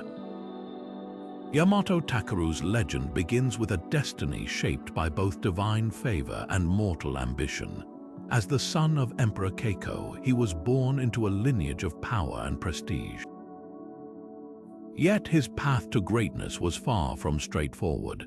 Early in his life, Takeru's fiery temper and impulsive nature led to conflict with his father, who saw his son's strength as both a gift and a potential threat. To test his courage and loyalty, the emperor sent Takeru on a series of perilous missions to quell rebellious tribes and secure the empire's borders. These tasks were not just trials of strength, they were opportunities for Takeru to prove his worth and rise above his flaws. One of the most iconic moments in Takeru's story is his acquisition of the Kusanagi no Tsurugi, a legendary sword said to hold the power of the gods. During a battle against a treacherous warlord, Takeru found himself trapped in a burning field. Using the Kusanagi, he cut down the surrounding grass to create an escape path, turning the flames against his enemies. This act of quick thinking and resourcefulness not only secured his victory, but also cemented his reputation as a warrior of unparalleled skill and ingenuity. The Kusanagi became a symbol of his divine favor and a testament to his ability to overcome even the most dire circumstances. Yet for all his triumphs, Yamato Takeru's story is tinged with tragedy. His relentless quest for glory and his willingness to face danger head-on ultimately led to his downfall. On one of his final campaigns, Takeru fell ill after angering a local deity, a consequence of his hubris and disregard for the spiritual world. As his health deteriorated, he reflected on his life, expressing regret for the pain he had caused and the fleeting nature of his achievements. In his final moments, Takeru transformed into a white bird, soaring into the sky as a symbol of his enduring spirit and the transcendent nature of heroism. Yamato Takeru's legacy is a powerful reminder that even the greatest heroes are not immune to the fragility of life. His story embodies the tension between strength and vulnerability, ambition and humility, triumph and loss. Through his battles, his use of the kusanagi, and his ultimate transformation, Takeru's myth has become a cornerstone of Japanese identity, inspiring countless retellings and adaptations. His tale challenges us to reflect on our own lives, reminding us that true heroism lies not just in our victories, but in how we navigate the trials and tribulations that define us. As we leave the shores of ancient Japan and the soaring spirit of Yamato Takeru behind, we journey westward to the rugged landscapes of Celtic mythology. Here, another warrior's legend awaits a figure whose feats are as awe-inspiring as they are steeped in mystery. From the brave prince of Japan, we turn to the enigmatic Chulainn, the Hound of Ulster, whose strength and loyalty have echoed through the ages. But that's a story for the next chapter. For now, let's carry with us the image of Yamato Takeru, a hero whose bravery and tragic fate remind us that even the brightest flames can flicker, but their light never truly fades. From the soaring spirit of Yamato Takeru and the rugged landscapes of Celtic mythology, we now turn to the Emerald Hills of ancient Ireland, where the legend of Fionn mac Cumhaill, the wise and fearless leader of the Fianna, unfolds. Fionn is more than just a warrior, he's a figure of profound wisdom, a leader whose story weaves together the threads of bravery, intellect, and the pursuit of knowledge. His tales are steeped in the magic and mystery of Irish folklore, offering a glimpse into a world where heroes are forged not just by strength, but by their ability to outthink and outlast their foes. Fionn's journey begins with a destiny shaped by tragedy and triumph. Born into a noble lineage, he faced hardship early in life after his father, Cumhaill, was slain in battle. From this loss, Fionn emerged with a determination to reclaim his family's honor and protect his people. His rise to leadership of the Fianna, a band of elite warriors tasked with defending Ireland, was no accident. It was the result of his unparalleled skill, his strategic mind, and his ability to inspire loyalty. Under Fionn's guidance, the Fianna became a symbol of unity and strength, their exploits celebrated in countless tales of heroism. One of the most defining moments in Fionn's story is his encounter with the Salmon of Knowledge. According to legend, this mystical fish held all the wisdom of the world, and whoever consumed it would gain unparalleled insight. Fionn, as a young man, was tasked with cooking the salmon for his mentor, the druid Finnegas. But as he prepared the fish, a drop of its hot oil touched his thumb. Instinctively, Fionn sucked his thumb to soothe the burn, and in that moment, the wisdom of the salmon flowed into him. This accidental act of knowledge-seeking became the cornerstone of Fionn's legend, shaping him into a leader who valued intellect as much as strength. Fionn's wisdom was matched only by his courage in battle. He faced supernatural foes with a blend of cunning and bravery, from the fire-breathing Aelin, who terrorized Tara every Samhain, to the shape-shifting goblin known as the Dullahan. Each victory showcased not just his physical prowess, but his ability to think on his feet and adapt to the challenges before him. His battles were as much about outsmarting his enemies as they were about overpowering them, a testament to the power of a sharp mind and a steady hand. Yet, Fionn's story is not just one of individual heroism. As the leader of the Fianna, he embodied the ideals of leadership, fairness, loyalty, and a deep sense of responsibility to those he led. His warriors were more than just followers. They were a brotherhood, bound by a shared commitment to protect their land and uphold justice. This sense of unity and purpose is what made Fionn's leadership so enduring, a model of what it means to lead with both strength and compassion. Fionn's legacy is a reminder that true greatness lies in the balance of wisdom and bravery. His story has inspired generations, from ancient bards to modern storytellers, each retelling adding new layers to his myth. He is a symbol of the enduring power of knowledge, the importance of integrity, and the strength that comes from uniting people under a common cause. As we leave the misty hills of Ireland and the wise leadership of Fionn mac Cumhaill behind, we journey to the vibrant and diverse traditions of African mythology where another warrior's legend awaits.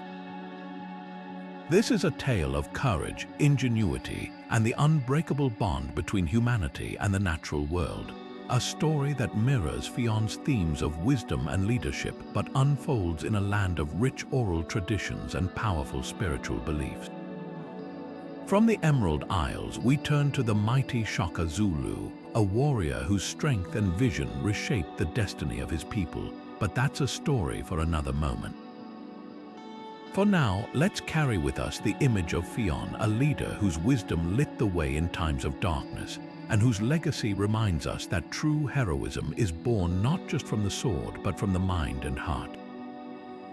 From the wise and unifying leadership of Fionn mac Cumhaill, we now journey to the vibrant and richly woven tapestry of African folklore, where the tales of Anansi, the trickster warrior, come to life.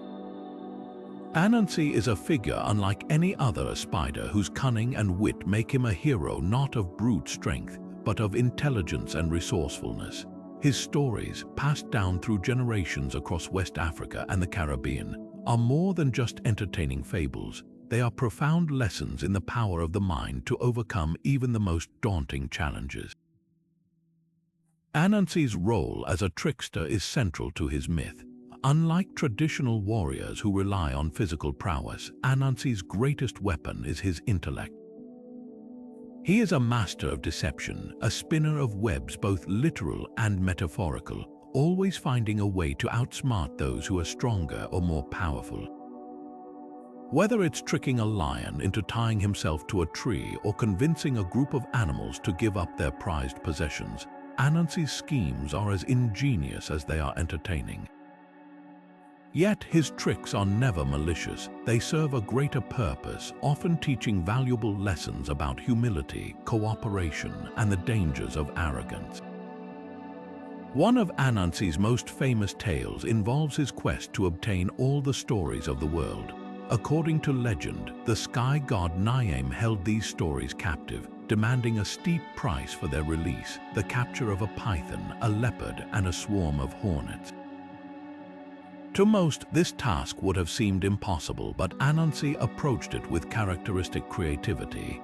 Using his wits, he tricked each creature into captivity, one by one, delivering them to Niamh and earning the right to share the stories with humanity. This act not only secured his place as a cultural hero, but also underscored the importance of storytelling as a way to preserve wisdom and pass down knowledge. Anansi's stories are deeply rooted in the oral traditions of African culture, where storytelling is a vital means of education and connection. Through his adventures, listeners learn to value intelligence over brute force, to see challenges as opportunities for innovation, and to understand that even the smallest among us can achieve great things. Anansi's cleverness is a reminder that strength comes in many forms, and that sometimes the most powerful battles are fought not with swords, but with wit and determination. What makes Anansi's story so enduring is its universal appeal. He is a hero for the underdog, a champion of those who must rely on their wits to survive in a world that often favors the strong. His tales have traveled far beyond their African origins, becoming a symbol of resilience and ingenuity in the face of adversity. From children's books to animated series, Anansi's legacy continues to inspire, proving that the power of a good story and a sharp mind can transcend time and culture. As we leave the vibrant world of African folklore and the clever webs of Anansi behind, we turn our gaze to the ancient lands of Mesoamerica, where another warrior's legend awaits. This is a tale of divine power, cosmic battles, and the enduring struggle between creation and destruction, a story that mirrors Anansi's themes of cunning and resourcefulness, but unfolds in a world of gods, pyramids, and the mysteries of the cosmos. From the trickster spider of Africa, we journey to the mighty Quetzalcoatl, the feathered serpent whose wisdom and strength reshaped the destiny of a civilization. But that's a story for the next chapter. For now, let's carry with us the image of Anansi, a warrior whose greatest strength lies not in his size but in the boundless power of his mind. From the cunning webs of Anansi and the vibrant tales of African folklore, we now journey to the ancient lands of Mesoamerica, where the enigmatic figure of Tezcatlipoca, the smoking mirror, takes center stage. Tezcatlipoca is a god unlike any other, a being who embodies the raw essence of duality, change, and the relentless cycles of creation and destruction. Known as the smoking mirror for his obsidian mirror that revealed hidden truths and distorted realities, Tezcatlipoca stands as one of the most complex and powerful deities in Aztec mythology. His story is not just one of battles and sorcery. It's a profound exploration of the forces that shape existence itself. Tezcatlipoca's role in Aztec cosmology is immense. He is often depicted as a god of war, sorcery, and destiny, a figure who wields immense power over the fate of both mortals and gods, yet his influence extends far beyond the battlefield. He is also a creator and a destroyer, a being who played a pivotal role in the shaping of the world. According to Aztec myth, Tezcatlipoca and his brother Quetzalcoatl, the feathered serpent, worked together to create the world in its current form. But their partnership was far from harmonious. Their relationship was marked by a constant tension, a balance of opposing forces that shaped the very fabric of reality. One of the most dramatic episodes in Tezcatlipoca's myth is his rivalry with Quetzalcoatl. While Quetzalcoatl represented light, wisdom, and creation, Tezcatlipoca embodied darkness, chaos, and transformation. Their battles were not merely physical confrontations, they were cosmic struggles that symbolized the eternal tension between order and disorder. In one famous tale, Tezcatlipoca tricked Quetzalcoatl into abandoning his throne, using deception and illusion to drive his brother into exile. This act of betrayal not only reshaped the balance of power among the gods, but also set the stage for the cyclical destruction and renewal of the world. It's a story that reflects the Aztec belief in the inevitability of change and the fragility of order. Tezcatlipoca's duality is central to his identity. He is both a warrior and a sorcerer, a creator and a destroyer. His obsidian mirror, a symbol of his power, represents the ability to see beyond the surface, to uncover hidden truths and confront uncomfortable realities. This duality makes him a figure of both reverence and fear. To the Aztecs, Tezcatlipoca was a reminder that life is a balance of light and shadow, creation and destruction, and that change is not something to be feared but embraced as a natural part of existence. The cyclical nature of Tezcatlipoca's story is a recurring theme in Aztec mythology. The Aztecs believed that the world had been created and destroyed multiple times, each cycle marked by the rise and fall of gods, the emergence of new eras, and the eventual return to chaos before the process began anew. Tezcatlipoca's role in these cycles underscores his importance as a god who embodies the inevitability of change and the necessity of transformation. His myth challenges us to reflect on the impermanence of life and the importance of adapting to the ever-shifting tides of fate. As we leave the shadowy realms of Tezcatlipoca and the Aztec pantheon, we turn our gaze to the ancient lands of China, where another warrior's legend awaits. This is a tale of loyalty, strategy, and the unyielding pursuit of honor. A story that mirrors Tezcatlipoca's themes of duality and change but unfolds in a world of emperors, dragons, and the mandate of heaven. From the smoking mirror of Mesoamerica, we journey to the mighty Guan Yu, the god of war, whose unwavering loyalty and martial prowess have made him a legend across centuries. But that's a story for the next chapter. For now, let's carry with us the image of Tezcatlipoca, a god whose mirror reflects not just the world, but the ever-changing nature of existence itself.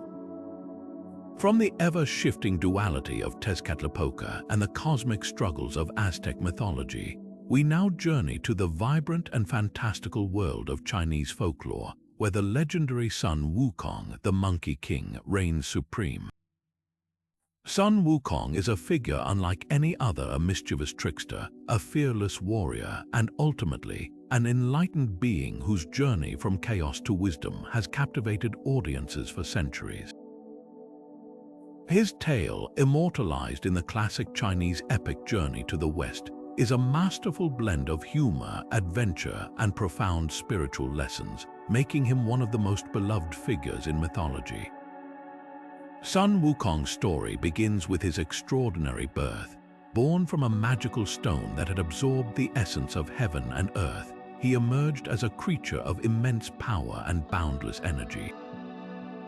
From the start, Sun Wukong was destined for greatness, but his path was anything but straightforward. After mastering the arts of martial combat and immortality, he declared himself the great sage equal to heaven, a title that set him on a collision course with the celestial bureaucracy. His rebellion against the Jade Emperor and the heavenly court was as audacious as it was chaotic, a demonstration of his refusal to bow to any authority but his own. This defiance led to epic battles, including a legendary confrontation with the Buddha himself, who ultimately subdued the Monkey King by trapping him under a mountain for 500 years. Yet, Sun Wukong's story doesn't end with his imprisonment. It's during his journey to the West, accompanying the monk Xuanzang on a quest to retrieve sacred Buddhist scriptures, that he undergoes his most profound transformation. Initially, Sun Wukong's role is one of reluctant protector, a warrior whose immense strength and magical abilities, like his iconic Rui Jingu Bang, a staff that could change size at will, are invaluable to the mission. But as the journey unfolds, so too does his character. Through trials, battles, and moments of self-reflection, Sun Wukong learns the value of humility, loyalty, and compassion. By the end of the journey, he is no longer the reckless rebel of his youth, but a being who has achieved true enlightenment. What makes Sun Wukong's story so compelling is its universal themes. His journey from chaos to enlightenment mirrors the struggles we all face in our own lives, our battles with ego, our search for purpose, and our efforts to grow beyond our limitations. His transformation is a reminder that even the most unruly spirits can find peace and wisdom through perseverance and self-discovery. Sun Wukong's tale has transcended its origins, inspiring countless adaptations in literature, film, and even video games, each one capturing the enduring appeal of this mischievous yet deeply human hero. As we leave the magical mountains and fantastical battles of Sun Wukong's world, we set our sights on the ancient sands of Egypt, where another warrior's legend awaits. This is a tale of divine power, cosmic battles, and the eternal struggle between order and chaos, a story that mirrors Sun Wukong's themes of transformation and enlightenment, but unfolds in a world of pharaohs, gods, and the mysteries of the afterlife. From the Monkey King of China, we journey to the mighty Horus, the falcon-headed protector of Egypt, whose battles against the forces of chaos have shaped the destiny of a civilization. But that's a story for the next chapter. For now, let's carry with us the spirit of Sun Wukong, a hero whose journey reminds us that even the wildest hearts can find peace, and that the path to enlightenment is often as winding as it is rewarding.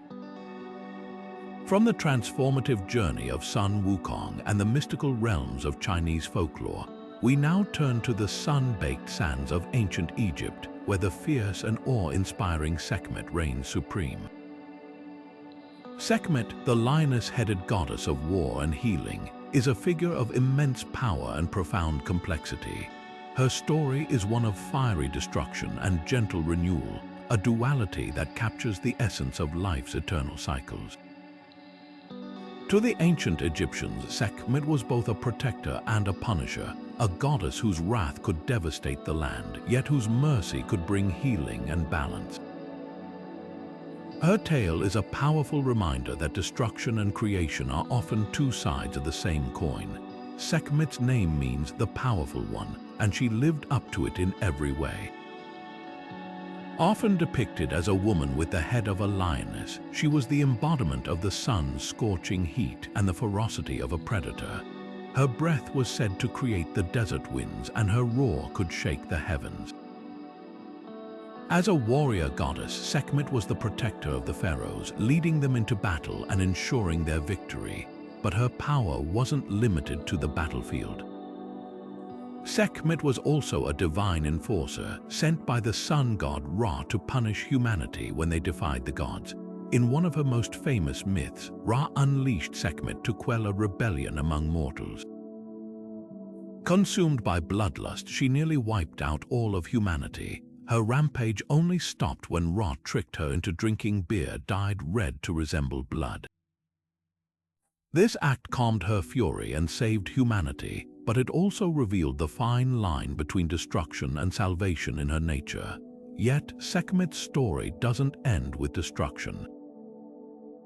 She is also a goddess of healing, a figure who could both inflict and cure disease. Temples dedicated to Sekhmet often served as places of healing, where priests and priestesses invoked her power to protect against plagues and illnesses. This dual role as both destroyer and healer reflects the ancient Egyptian understanding of balance, the idea that chaos and order, death and life are intertwined. Sekhmet's myth challenges us to see destruction not as an end, but as a necessary step in the process of renewal. Her story is a testament to the resilience of life and the transformative power of change. What makes Sekhmet's tale so compelling is its timeless relevance. Her duality speaks to the human experience, reminding us that even in moments of chaos, there is the potential for growth and healing. Her myth has inspired countless interpretations, from ancient rituals to modern retellings, each one highlighting the enduring power of her story. Sekhmet's legacy is a reminder that true strength lies in the ability to embrace both the light and the dark, and to find harmony in the balance between them. As we leave the scorching deserts of Egypt and the fiery presence of Sekhmet behind, we journey to the sprawling plains and dense forests of North America, where another warrior's legend awaits. This is a tale deeply rooted in the natural world, a story of courage, wisdom, and the unbreakable bond between humanity and the earth. From the lioness goddess of war and healing, we turn to the mighty crazy horse, a warrior whose spirit and resilience have become symbols of resistance and the enduring connection to the land. But that's a story for the next chapter. For now, let's carry with us the image of Sekhmet, a goddess whose roar could shake the heavens, yet whose healing touch reminds us that even the fiercest storms can give way to calm. From the fiery duality of Sekhmet and the sunlit sands of ancient Egypt, we now journey to the vast plains and rugged landscapes of Native American folklore, where the figure of Coyote, the trickster warrior, takes center stage. Coyote is a figure unlike any other, a being of boundless cunning, adaptability, and humor, whose stories are as much about teaching life lessons as they are about entertaining. Known as a trickster, Coyote is a shapeshifter, a boundary pusher, and a world builder, a character who thrives in the gray areas between chaos and order. His tales, passed down through generations, are a testament to the enduring power of storytelling and the complexities of human nature. Coyote's role in Native American mythology is as multifaceted as he is. He is a creator, a destroyer, and a mischief maker, often blurring the lines between hero and troublemaker. In many traditions, Coyote is credited with shaping the world, bringing fire to humanity, and even outsmarting death itself. Yet, his methods are rarely straightforward. Whether he's challenging the gods, tricking his enemies, or stumbling into absurd situations, Coyote's actions are always unpredictable, serving as a reminder that life is rarely as simple as it seems. His stories often carry a moral or practical lesson, teaching listeners about the consequences of greed, the importance of humility, and the value of wit over brute force. One of Coyote's most famous tales involves his quest to steal fire from the gods. In many versions of the story, fire is guarded jealously by a group of powerful beings, leaving humanity cold and vulnerable. Coyote, ever the clever one, devises a plan to outwit the guardians. Using his cunning and a bit of trickery, he manages to steal the fire and deliver it to the people, transforming their lives forever. This act of defiance against the gods showcases Coyote's dual nature, his ability to challenge authority and his willingness to risk everything for the greater good. Yet, true to his trickster persona, his motivations are often ambiguous, leaving listeners to wonder whether he acted out of altruism or simply for the thrill of the challenge. But Coyote's stories aren't just about his victories. His failures are just as important, if not more so. In one tale, Coyote's arrogance leads him to challenge a giant, only to be outsmarted and humiliated. In another, his greed causes him to lose a prized possession, teaching a lesson about the dangers of excess. These moments of hubris and folly make Coyote a deeply relatable figure, a hero who is as flawed as he is clever. His imperfections remind us that growth often comes through failure, and that even the most resourceful among us can stumble. What makes Coyote's story so enduring is its universal appeal. He is a symbol of resilience, adaptability, and the power of the mind to overcome obstacles. His tales have been told and retold across countless Native American tribes, each version reflecting the values and traditions of its people. Yet, despite the diversity of his stories, Coyote remains a unifying figure, a reminder that laughter, creativity, and cunning can be just as powerful as strength and brute force. As we leave the windswept plains and the clever antics of Coyote behind, we set our sights on the shimmering waters of Polynesia, where another warrior's legend awaits. This is a tale of bravery, exploration, and the unbreakable bond between humanity and the sea, a story that mirrors Coyote's themes of adaptability and resourcefulness, but unfolds in a world of gods, islands, and the boundless horizon. From the trickster of the plains, we journey to the mighty Moi, the demigod whose feats of strength and ingenuity have left an indelible mark on Polynesian mythology. But that's a story for the next chapter. For now, let's carry with us the spirit of Coyote, a trickster whose laughter echoes through the ages, reminding us that even in the face of chaos, there is always room for wit, wisdom, and a little bit of mischief. From the clever and unpredictable antics of Coyote and the windswept plains of Native American folklore, we now journey to the fiery heart of the Pacific, where the volcanic islands of Hawaii rise from the ocean's depths. Here, the legend of Pele, the goddess of volcanoes and fire, burns as brightly as the lava flows she commands. Pele is a figure of immense power and passion, a deity whose story is as dynamic and unpredictable as the volcanic eruptions she embodies. Her tale is one of creation and destruction, of fierce battles and unyielding determination, offering a profound reflection on the raw power of nature and the cycle of life itself. Pele's story begins with her arrival in Hawaii, a journey marked by both triumph and turmoil. According to legend, she traveled from her ancestral home in Tahiti, seeking a place where she could establish her fiery domain. Yet her path was not without conflict. Her sister Namaka, the goddess of the sea, opposed Pele's arrival, leading to a series of epic battles between the two. These clashes were more than just sibling rivalries. They represented the eternal struggle between fire and water, two primal forces locked in a dance of creation and destruction. In one of their most dramatic encounters, Namaka chased Pele across the islands, her waves crashing against Pele's molten fury. Ultimately, Pele found refuge in the volcanic crater of Kilauea, where she continues to reside, her presence felt in every eruption and lava flow. Pele's role as a creator is central to her myth. The Hawaiian Islands themselves are said to be her handiwork, formed from the molten rock she sculpts with her divine power. Each eruption, while destructive, is also an act of creation, shaping the land and giving birth to new life. This duality, destruction and renewal, lies at the heart of Pele's story, reminding us that even the most destructive forces can bring about transformation and growth.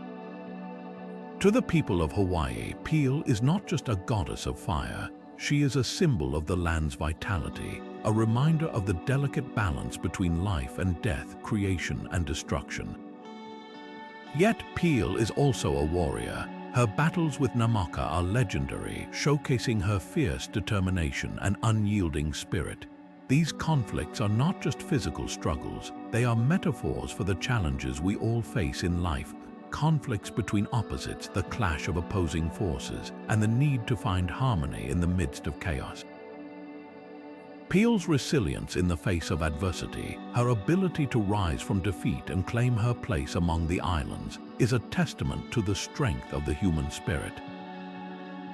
Her story inspires us to embrace our own inner fire, to face life's challenges with courage and determination. Pele's legacy extends far beyond the shores of Hawaii. Her myth has become a symbol of the power of nature, a reminder of the awe-inspiring forces that shape our world. Her story challenges us to see destruction not as an end, but as a necessary step in the cycle of life, a process that clears the way for new beginnings. From the fiery heart of Kilauea to the lush landscapes she helps create, Pele's presence is felt in every corner of the Hawaiian Islands, a living testament to the enduring power of her myth. As we leave the volcanic landscapes of Hawaii and the fiery spirit of Pele behind, we turn our gaze to the misty forests and ancient traditions of Slavic mythology. Here, another warrior's legend awaits a figure whose feats are as awe-inspiring as they are steeped in mystery. From the goddess of fire and creation, we journey to the enigmatic Perun, the god of thunder and war, whose battles against the forces of chaos have shaped the destiny of a people. But that's a story for another moment. For now, let's carry with us the image of Pele, a warrior whose flames both destroy and create, reminding us that even in the face of destruction, there is always the promise of renewal. From the fiery heart of Pele and the volcanic landscapes of Hawaii, we now venture into the shadowy forests and ancient traditions of Slavic mythology, where the figure of Svarog, the blacksmith god, emerges as a master of creation and a warrior against chaos. Svarog is a deity of immense significance, embodying the transformative power of fire, the art of craftsmanship, and the strength to forge order from disorder. His story is one of creation, resilience, and the eternal struggle to shape the world, making him a figure of both divine authority and human inspiration. At the core of Svarog's myth is his role as the divine blacksmith, a creator who shaped the heavens and the earth with his hammer and anvil. In Slavic cosmology, Svarog is often credited with forging the sun, a blazing orb of fire that illuminates the world and sustains life. This act of creation wasn't just a feat of divine power, it was a testament to the transformative potential of fire itself. Fire, in Svarog's hands, became a tool of creation, a force that could mold raw materials into something beautiful and enduring. His craftsmanship extended beyond the physical world, as he was also believed to have forged the laws and order that govern the universe, establishing a framework for balance and harmony. Yet, Svarog's story is not just one of creation. He is also a warrior, a defender of the cosmic order against the forces of chaos. In Slavic mythology, chaos is often personified by Veles, the serpent god of the underworld, who constantly threatens the stability of the world. Svarog's battles against Veles are symbolic of the eternal struggle between order and disorder, light and darkness. These conflicts are not merely physical, they are cosmic, representing the ongoing effort to maintain balance in the face of entropy. Svarog's strength lies not just in his ability to wield a hammer, but in his unwavering commitment to protecting the world he helped create. What makes Svarog's story so compelling is its dual nature. He is both a creator and a warrior, a god who shapes the world with his hands and defends it with his strength. His mastery of fire symbolizes not only the destructive potential of chaos, but also the creative power of transformation. Fire in Svarog's hands becomes a metaphor for human ingenuity, the ability to take raw materials and turn them into tools, art, and civilization. His myth challenges us to see fire not just as a force of destruction, but as a source of inspiration and progress. Svarog's legacy extends far beyond the myths of the Slavic people. His story resonates with anyone who has ever wielded a tool, shaped an idea, or fought to protect what they hold dear. He is a reminder that creation and destruction are two sides of the same coin, and that the act of building something meaningful often requires both strength and creativity. His influence can be seen in the reverence for blacksmiths and artisans throughout history, as well as in the enduring human quest to shape the world around us. As we leave the forges of Svarog and the ancient forests of Slavic mythology, we journey to the sun-scorched deserts of Persia, where another warrior's legend awaits. This is a tale of valor, wisdom, and the pursuit of greatness, a story that mirrors Svarog's themes of creation and protection, but unfolds in a world of kings, heroes, and divine favor. From the blacksmith god of the Slavs, we turn to the mighty Rostam, the champion of Persian mythology, whose feats of strength and loyalty have made him a legend across centuries. But that's a tale for another moment. For now, let's carry with us the image of Svarog, a god whose hammer not only forged the heavens but also shaped the enduring spirit of creation and resilience. From the fiery forges of Svarog and the ancient traditions of Slavic mythology, we now step into the timeless world of Persian legend, where the tragic tale of Sohrab unfolds, a story of bravery, fate, and the heart-wrenching bonds of family. Sohrab, the son of the mighty Rostam, is a hero whose life is as poignant as it is brief. His story, immortalized in the Shahnameh, the Persian Book of Kings, is a masterful blend of action and emotion, exploring themes of destiny, identity, and the profound cost of miscommunication. Through his journey, Sohrab becomes more than just a warrior. He becomes a symbol of the fragility of life and the enduring power of love. Sohrab's tale begins with a destiny shaped by his lineage. Born to Rostam, Persia's greatest champion, and Tomina, a princess of Turan, Sohrab was destined for greatness from the moment he drew his first breath. Yet his father's absence cast a long shadow over his life. Raised by his mother, Sohrab grew up hearing stories of Rostam's legendary feats, stories that filled him with both pride and a burning desire to prove himself. By the time he reached adulthood, Sohrab had become a warrior of extraordinary skill, a young man whose strength and courage rivaled even that of his father. But his path to glory was fraught with challenges, not least of which was the burden of a name he had never truly known. The heart of Sohrab's story lies in his tragic encounter with Rostam, a battle neither father nor son could have foreseen. When Sohrab led Turan's forces against Persia, he was unaware that the legendary warrior he faced on the battlefield was his own father. Rostam, equally ignorant of Sohrab's identity, saw only a formidable opponent, a young man whose ambition threatened the kingdom he had sworn to protect. The clash between them was inevitable, a duel of unmatched skill and raw emotion. Sohrab fought with the ferocity of youth, driven by a desire to prove himself and perhaps unknowingly to earn his father's recognition. Rostam, seasoned and unyielding, fought with the determination of a man defending his homeland.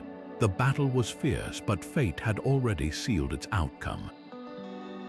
In a moment of devastating irony, Rostam struck the fatal blow, only to discover the truth as Sohrab lay dying. The revelation was a crushing blow to both father and son, a tragic reminder of the cruel twists of destiny. Sohrab's final words, a plea for his father to acknowledge him, are among the most heartbreaking in all of mythology. His death is not just a personal tragedy but a universal one, a reflection of the ways in which misunderstanding and pride can lead to irreversible loss. Sohrab's story challenges us to consider the weight of our choices and the importance of communication, even in the face of conflict. Yet, Sohrab's legacy is more than just his tragic end. His bravery, his unwavering spirit, and his deep longing for connection make him a figure of enduring resonance. His story reminds us that heroism is not always measured in victories, but in the courage to face life's challenges with an open heart.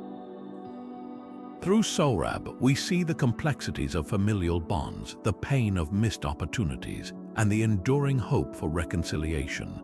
As we leave the battlefields of Persia and the haunting echoes of Sohrab's story behind, we journey to the misty hills and grand castles of Arthurian legend. Here, another warrior's tale awaits, a story steeped in chivalry, honor, and the timeless ideals of knighthood. From the tragic hero of the Shahnameh, we turn to the valiant Sir Gawain, a knight whose feats of courage and loyalty have inspired generations. But that's a tale for another moment. For now, let's carry with us the memory of Sohrab, a warrior whose life reminds us that the greatest battles are often fought not with swords but with the heart. From the tragic tale of Sohrab and the battlefields of Persian legend, we now journey to the misty hills and grand halls of Camelot, where the noble Sir Gawain stands as one of the most celebrated knights of the Round Table.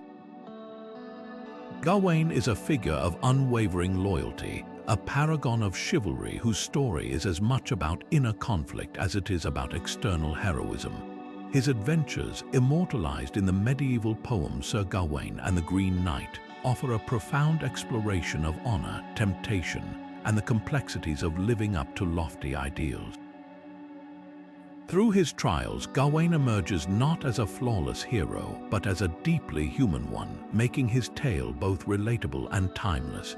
Gawain's reputation as King Arthur's nephew and one of his most trusted knights is well earned. Known for his courage, courtesy, and unshakable commitment to the code of chivalry, Gawain embodies the ideals of knighthood.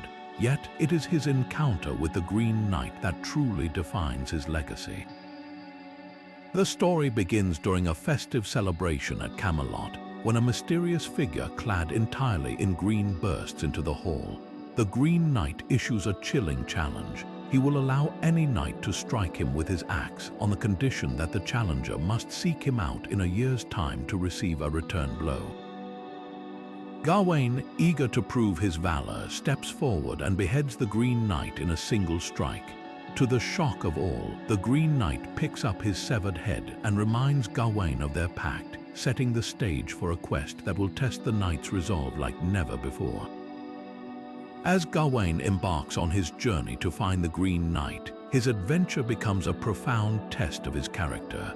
Along the way, he faces not only physical challenges but also moral dilemmas. When he takes refuge in a castle, the lady of the house tests his resolve with a series of temptations, offering him gifts and affection in an attempt to sway him from his knightly vows. Gawain's struggle to remain true to his code of honor while navigating these trials reveals the tension between human frailty and the pursuit of perfection. His eventual failure accepting a magical girdle he believes will protect him serves as a humbling reminder that even the noblest among us are imperfect. Yet, it is this very imperfection that makes Gawain's story so compelling. His willingness to confront his shortcomings and seek redemption is a testament to his integrity and growth. Gawain's tale is more than just a medieval adventure. It's a reflection on the ideals of knighthood and the challenges of upholding them in a flawed world. His adherence to the code of chivalry, valor, loyalty, and courtesy sets a standard for what it means to be a true knight. Yet, his internal struggles remind us that the path to virtue is rarely straightforward. Gawain's story resonates because it acknowledges the difficulty of living up to high standards while offering hope that growth and redemption are always possible. As we leave the noble halls of Camelot and the moral quandaries of Sir Gawain, we set our sights on the frostbitten landscapes of Norse mythology, where another warrior's legend awaits. This is a tale of raw power, divine favor, and the unrelenting pursuit of glory, a story that mirrors Gawain's themes of honor and struggle but unfolds in a world of gods, giants, and the eternal clash of fate and free will. From the chivalric ideals of Arthurian legend, we journey to the thunderous world of Beowulf, the legendary hero whose strength and courage have echoed through the ages. But that's a story for the next chapter. For now, let's carry with us the image of Sir Gawain, a knight whose honor was tested, whose flaws were revealed, and whose humanity shines as brightly as his valor. From the noble halls of Camelot and the chivalric ideals of Sir Gawain, we now journey to the icy fjords and storm-swept shores of Norse legend, where the mighty Beowulf emerges as a hero of unparalleled strength and courage. Beowulf, the central figure of the Old English epic poem that bears his name, is a warrior whose story has echoed through the centuries, embodying the timeless ideals of heroism, loyalty, and selflessness. His tale is one of monstrous foes, epic battles, and the weight of leadership, offering a profound exploration of what it means to be a true hero.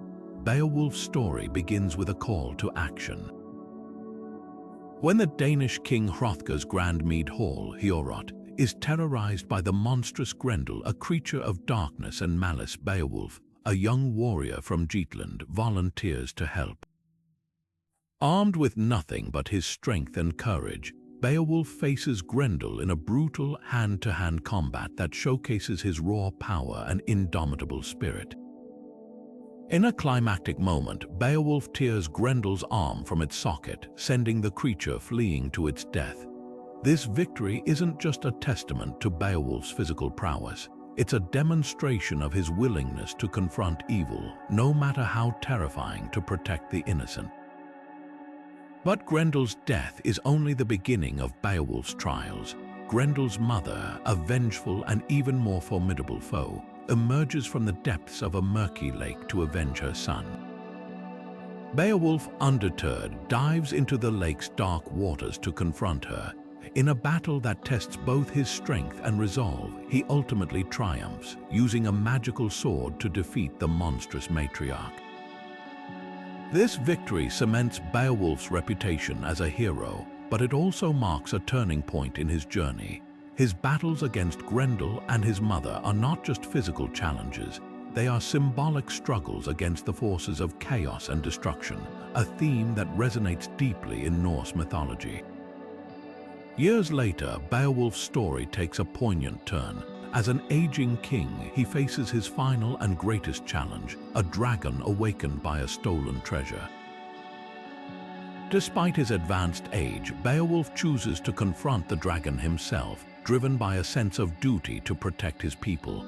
The battle is fierce and costly, and though Beowulf slays the dragon, he is mortally wounded in the process. His death is a moment of profound tragedy, but also of triumph. In his final moments, Beowulf reflects on his life, expressing pride in his accomplishments and gratitude for the loyalty of his followers. His sacrifice underscores the essence of true heroism, not just the ability to defeat enemies, but the willingness to give everything for the greater good.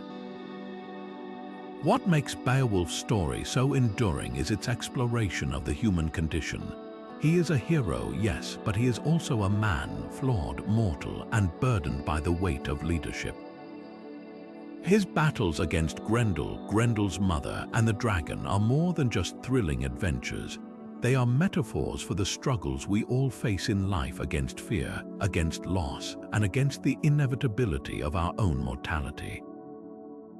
Beowulf's legacy is a reminder that true greatness lies not in invincibility, but in the courage to face our fears and the willingness to sacrifice for those we love.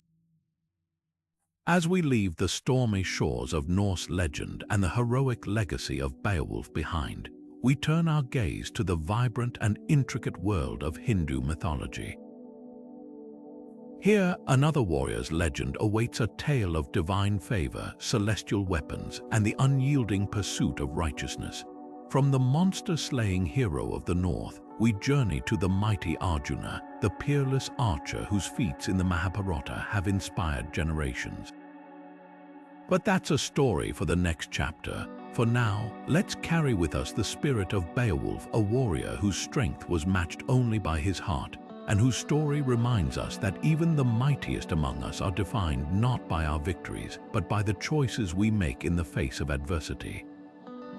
From the stormy shores of Norse legend and the enduring legacy of Beowulf, we now journey to the epic battlefields of the Mahabharata, where the tragic tale of Karna unfolds, a story that resonates with themes of loyalty, identity, and the relentless grip of fate. Karna is a figure of immense complexity, a warrior whose life is marked by both extraordinary strength and profound sorrow. His story is not just one of heroism, but also of injustice, sacrifice, and the enduring search for belonging. In the grand tapestry of the Mahabharata, Karna stands as a poignant reminder that even the noblest among us can be undone by the circumstances of their birth. Karna's origins are shrouded in tragedy. Born to Kunti, the mother of the Pandavas, he was abandoned at birth due to the stigma surrounding his illegitimate birth. Raised by a charioteer, Karna grew up unaware of his royal lineage, his identity a mystery even to himself. Yet, despite his humble upbringing, he possessed an extraordinary gift, a natural talent for archery and combat that rivaled even the greatest warriors of his time. His skills earned him the admiration of many, but they also made him a target of envy and prejudice. Though he sought recognition and respect, the shadow of his unknown origins followed him like a curse, a constant reminder of the barriers he could not overcome. At the heart of Karna's story is his unwavering loyalty to Duryodhana, the eldest of the Kaurava princes. When no one else would accept him, Duryodhana saw Karna's worth and welcomed him as a friend and ally. This act of kindness forged a bond that would define Karna's life. He became Duryodhana's most trusted warrior, a man who stood by his friend through every trial and tribulation. Yet, this loyalty came at a cost. Karna's allegiance to Duryodhana placed him on the wrong side of the Kurukshetra war, pitting him against his own brothers, the Pandavas, though none knew of their shared blood at the time. The battlefield became the stage for Karna's greatest triumphs and deepest sorrows. His skill as a warrior was unmatched, and his feats were the stuff of legend. Yet his fate was sealed by a series of curses and misfortunes that seemed to conspire against him. Indra, the king of the gods, tricked him into giving up his divine armor, leaving him vulnerable. His chariot wheel became stuck in the mud at a critical moment, leaving him defenseless. And in the end, it was his own brother, Arjuna, who struck the fatal blow, unaware of their true relationship. Karna's death is one of the most heartbreaking moments in the Mahabharata, a tragic culmination of a life marked by unfulfilled potential and unacknowledged greatness. What makes Karna's story so compelling is its exploration of universal themes. His struggle for identity and acceptance resonates deeply, reminding us of the human need to belong and be recognized for who we truly are. His loyalty to Duryodhana, even in the face of moral ambiguity, raises questions about the nature of friendship and duty, and his tragic end serves as a sobering reminder of the ways in which fate and circumstance can shape our lives, often in ways beyond our control. Karna's legacy is a testament to the enduring power of resilience, loyalty, and the search for meaning in a world that often seems indifferent to our struggles. As we leave the battlefields of the Mahabharata and the poignant story of Karna behind, we journey to the sunlit hills of ancient Greece where another warrior's legend awaits. This is a tale of divine favor, tragic flaws, and the pursuit of glory, a story that mirrors Karna's themes of loyalty and fate, but unfolds in a world of gods, heroes, and the relentless march of destiny. From the unsung hero of the Mahabharata, we turn to the legendary Achilles, the hero of the Trojan War, whose name has become synonymous with both invincibility and vulnerability. But that's a story for another moment. For now, let's carry with us the memory of Karna, a warrior whose loyalty was as unyielding as his fate was cruel, and whose story reminds us that even the noblest hearts can be broken by the weight of destiny. From the tragic tale of Karna and the battlefields of the Mahabharata, we now travel to the sunlit shores of ancient Greece, where the legendary Theseus emerges as a hero of both strength and intellect.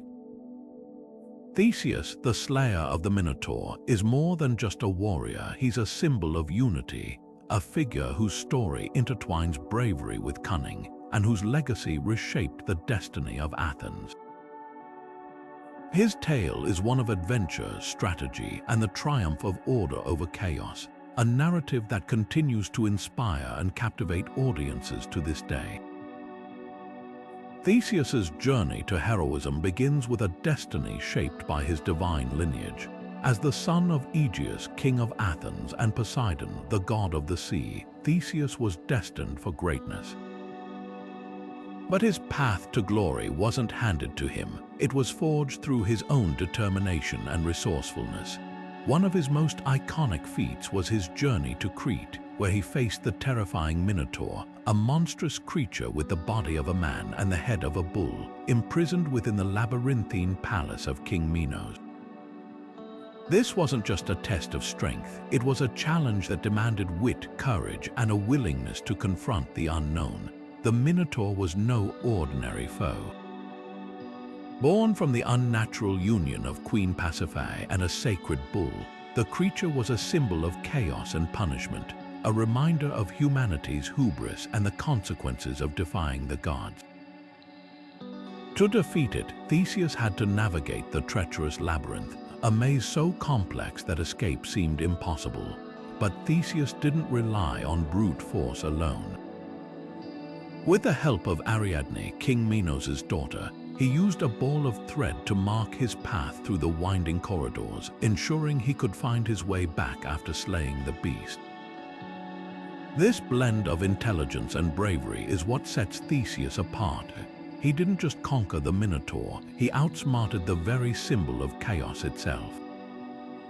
Theseus's victory over the Minotaur wasn't just a personal triumph, it was a turning point for Athens. By ending the gruesome tribute of sending young Athenians to Crete as sacrifices, Theseus freed his people from fear and oppression.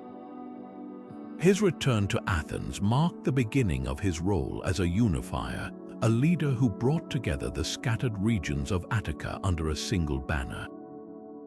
Theseus became a protector, a figure who embodied the ideals of justice and order, and whose legacy laid the foundation for the democratic principles that would later define Athens. What makes Theseus's story so enduring is its exploration of duality's strength and intelligence, chaos and order, individual heroism and collective unity. His myth reminds us that true heroism isn't just about overcoming physical challenges. It's about using our wits to navigate life's labyrinths and emerging stronger on the other side. Theseus's legacy has inspired countless retellings, from ancient art to modern literature, each one celebrating the timeless appeal of a hero who dared to face the unknown with both courage and cunning. As we leave the sunlit shores of Greece and the labyrinthine legacy of Theseus behind, our journey takes us to the misty mountains and ancient traditions of Japan, where another warrior's legend awaits. This is a tale of loyalty, skill, and the unyielding pursuit of honor, a story that mirrors Theseus's themes of intelligence and courage but unfolds in a world of samurai spirits and the enduring bond between humanity and the divine. From the Athenian hero who united Attica, we turn to the legendary Minamoto no Yoshitsune, a warrior whose brilliance on the battlefield was matched only by his tragic fate.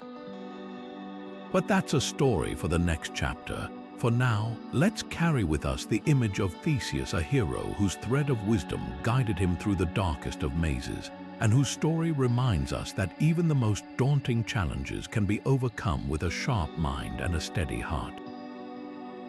From the misty mountains of Japan and the tragic fate of Minamoto no Yoshitsune, we now turn to one of his most devoted companions, a figure whose loyalty and strength have become the stuff of legend.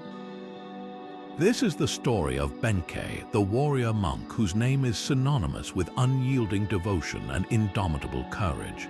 A man of immense physical power and deep spiritual conviction, Benkei stands as a towering figure in Japanese folklore, his life a testament to the ideals of loyalty, sacrifice, and the unwavering pursuit of duty.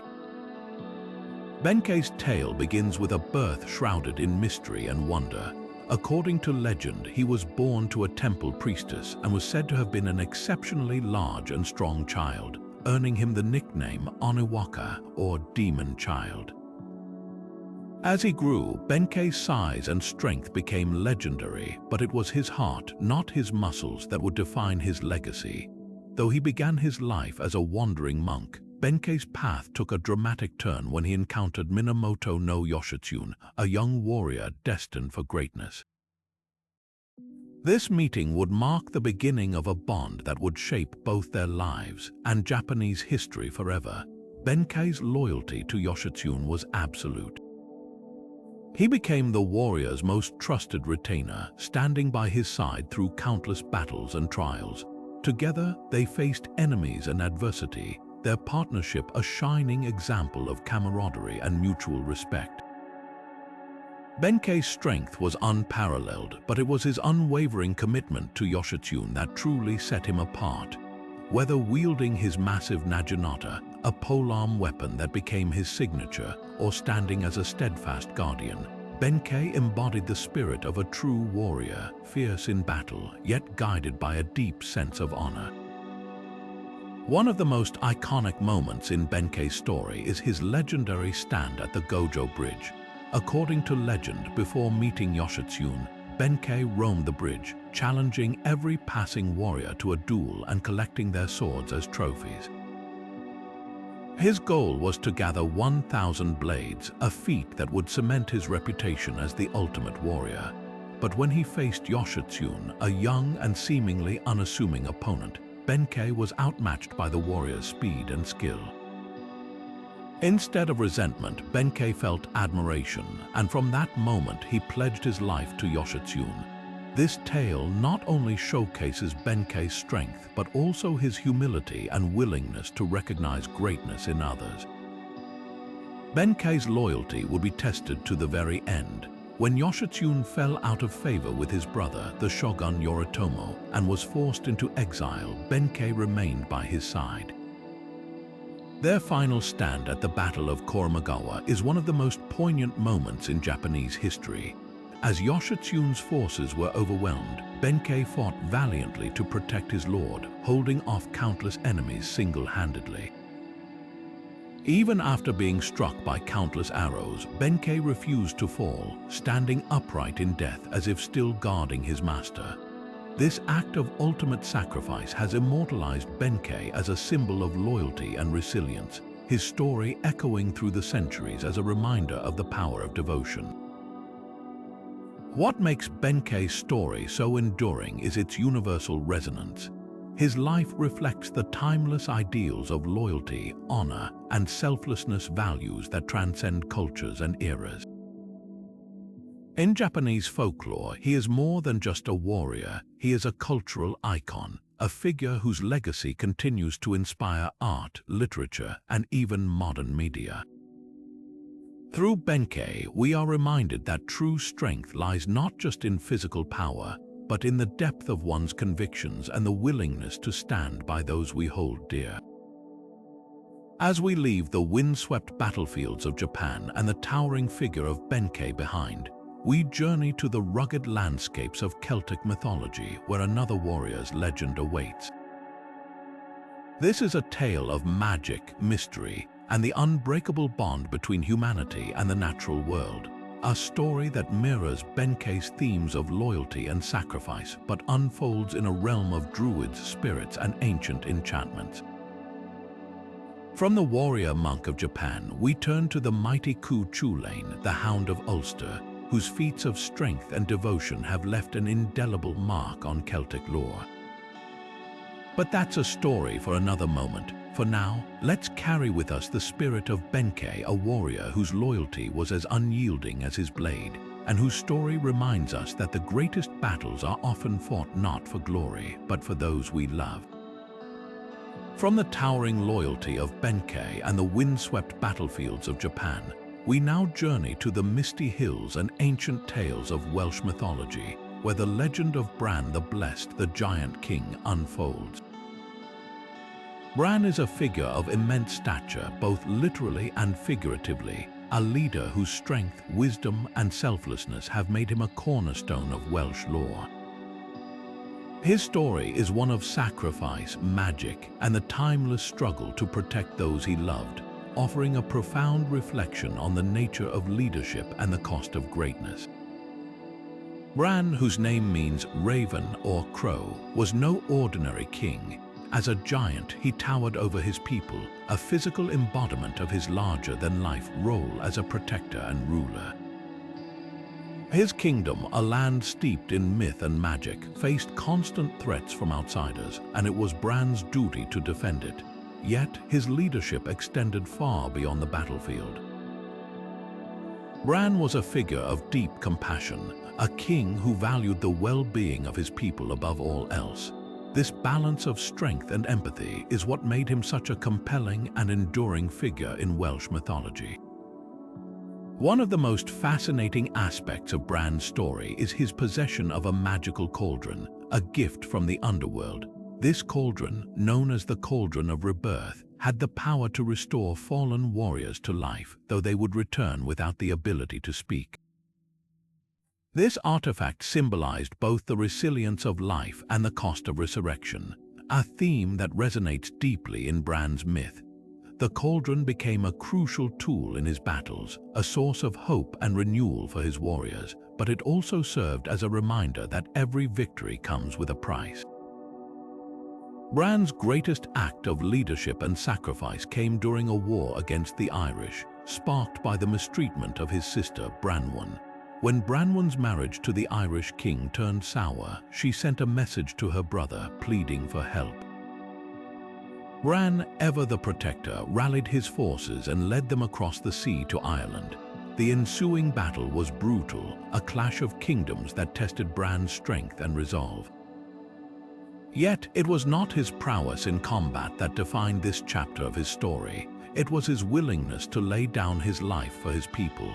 During the battle, Bran was mortally wounded, but even in death, his leadership endured.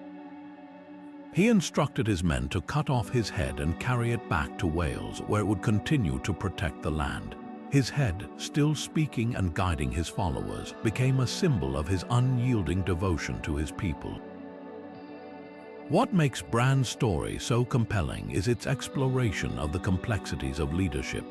He was a king who led not just with strength, but with compassion and sacrifice. His use of the Cauldron of Rebirth highlights the duality of life and death, victory and loss, while his final act of selflessness underscores the enduring legacy of a true leader. Bran's myth reminds us that leadership is not about power or glory, it's about the willingness to give everything for those you serve. As we leave the misty hills of Wales and the towering figure of Bran behind, we journey to the vibrant and diverse traditions of African mythology, where another warrior's legend awaits.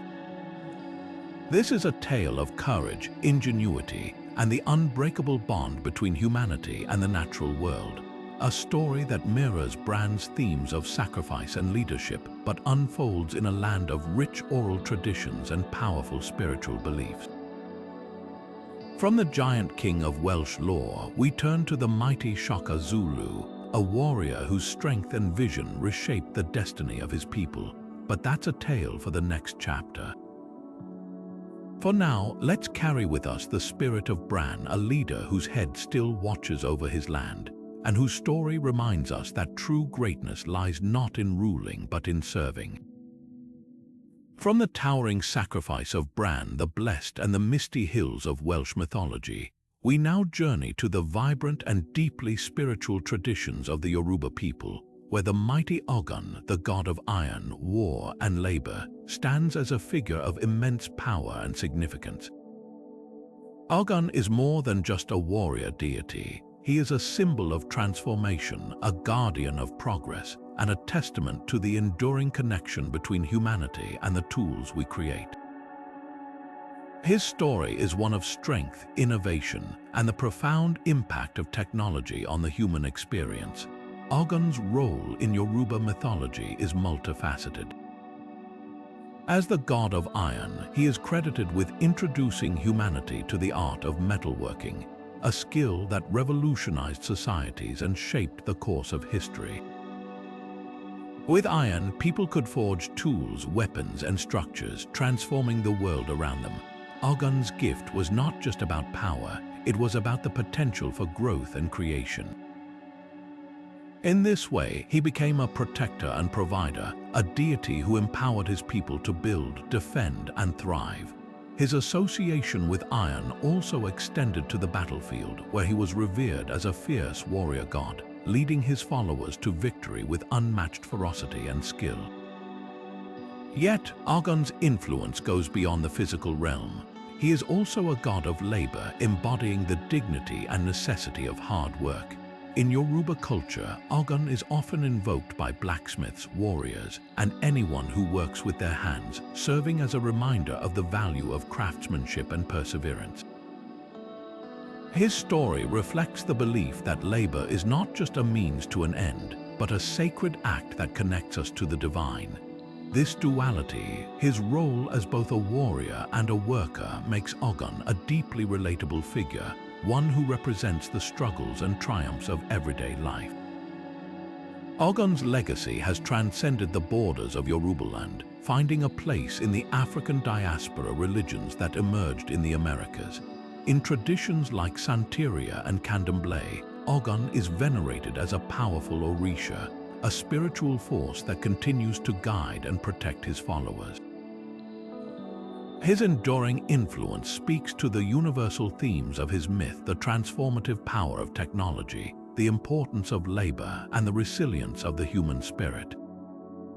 Through Ogun, we are reminded that progress often comes at a cost, but that the rewards of innovation and hard work are worth the struggle. What makes Ogun's story so compelling is its timeless relevance. In a world that continues to grapple with the impact of technology and the value of labor, Ogun's myth offers a powerful reflection on the balance between creation and destruction, progress and responsibility. He is a reminder that the tools we wield, whether they are hammers, swords, or ideas, carry both power and consequence, and that true strength lies in using them wisely. As we leave the smithies of Yorubaland and the fiery presence of Ogun behind, we journey to the ancient lands of Mesoamerica, where another warrior's legend awaits. This is a tale of divine power, cosmic battles, and the enduring struggle between light and darkness, a story that mirrors Ogun's themes of transformation and resilience, but unfolds in a world of gods, pyramids, and the mysteries of the cosmos. From the god of iron and war, we turn to the mighty Huitzilopochtli, the Aztec sun god and warrior, whose feats of strength and sacrifice have left an indelible mark on the history of a civilization.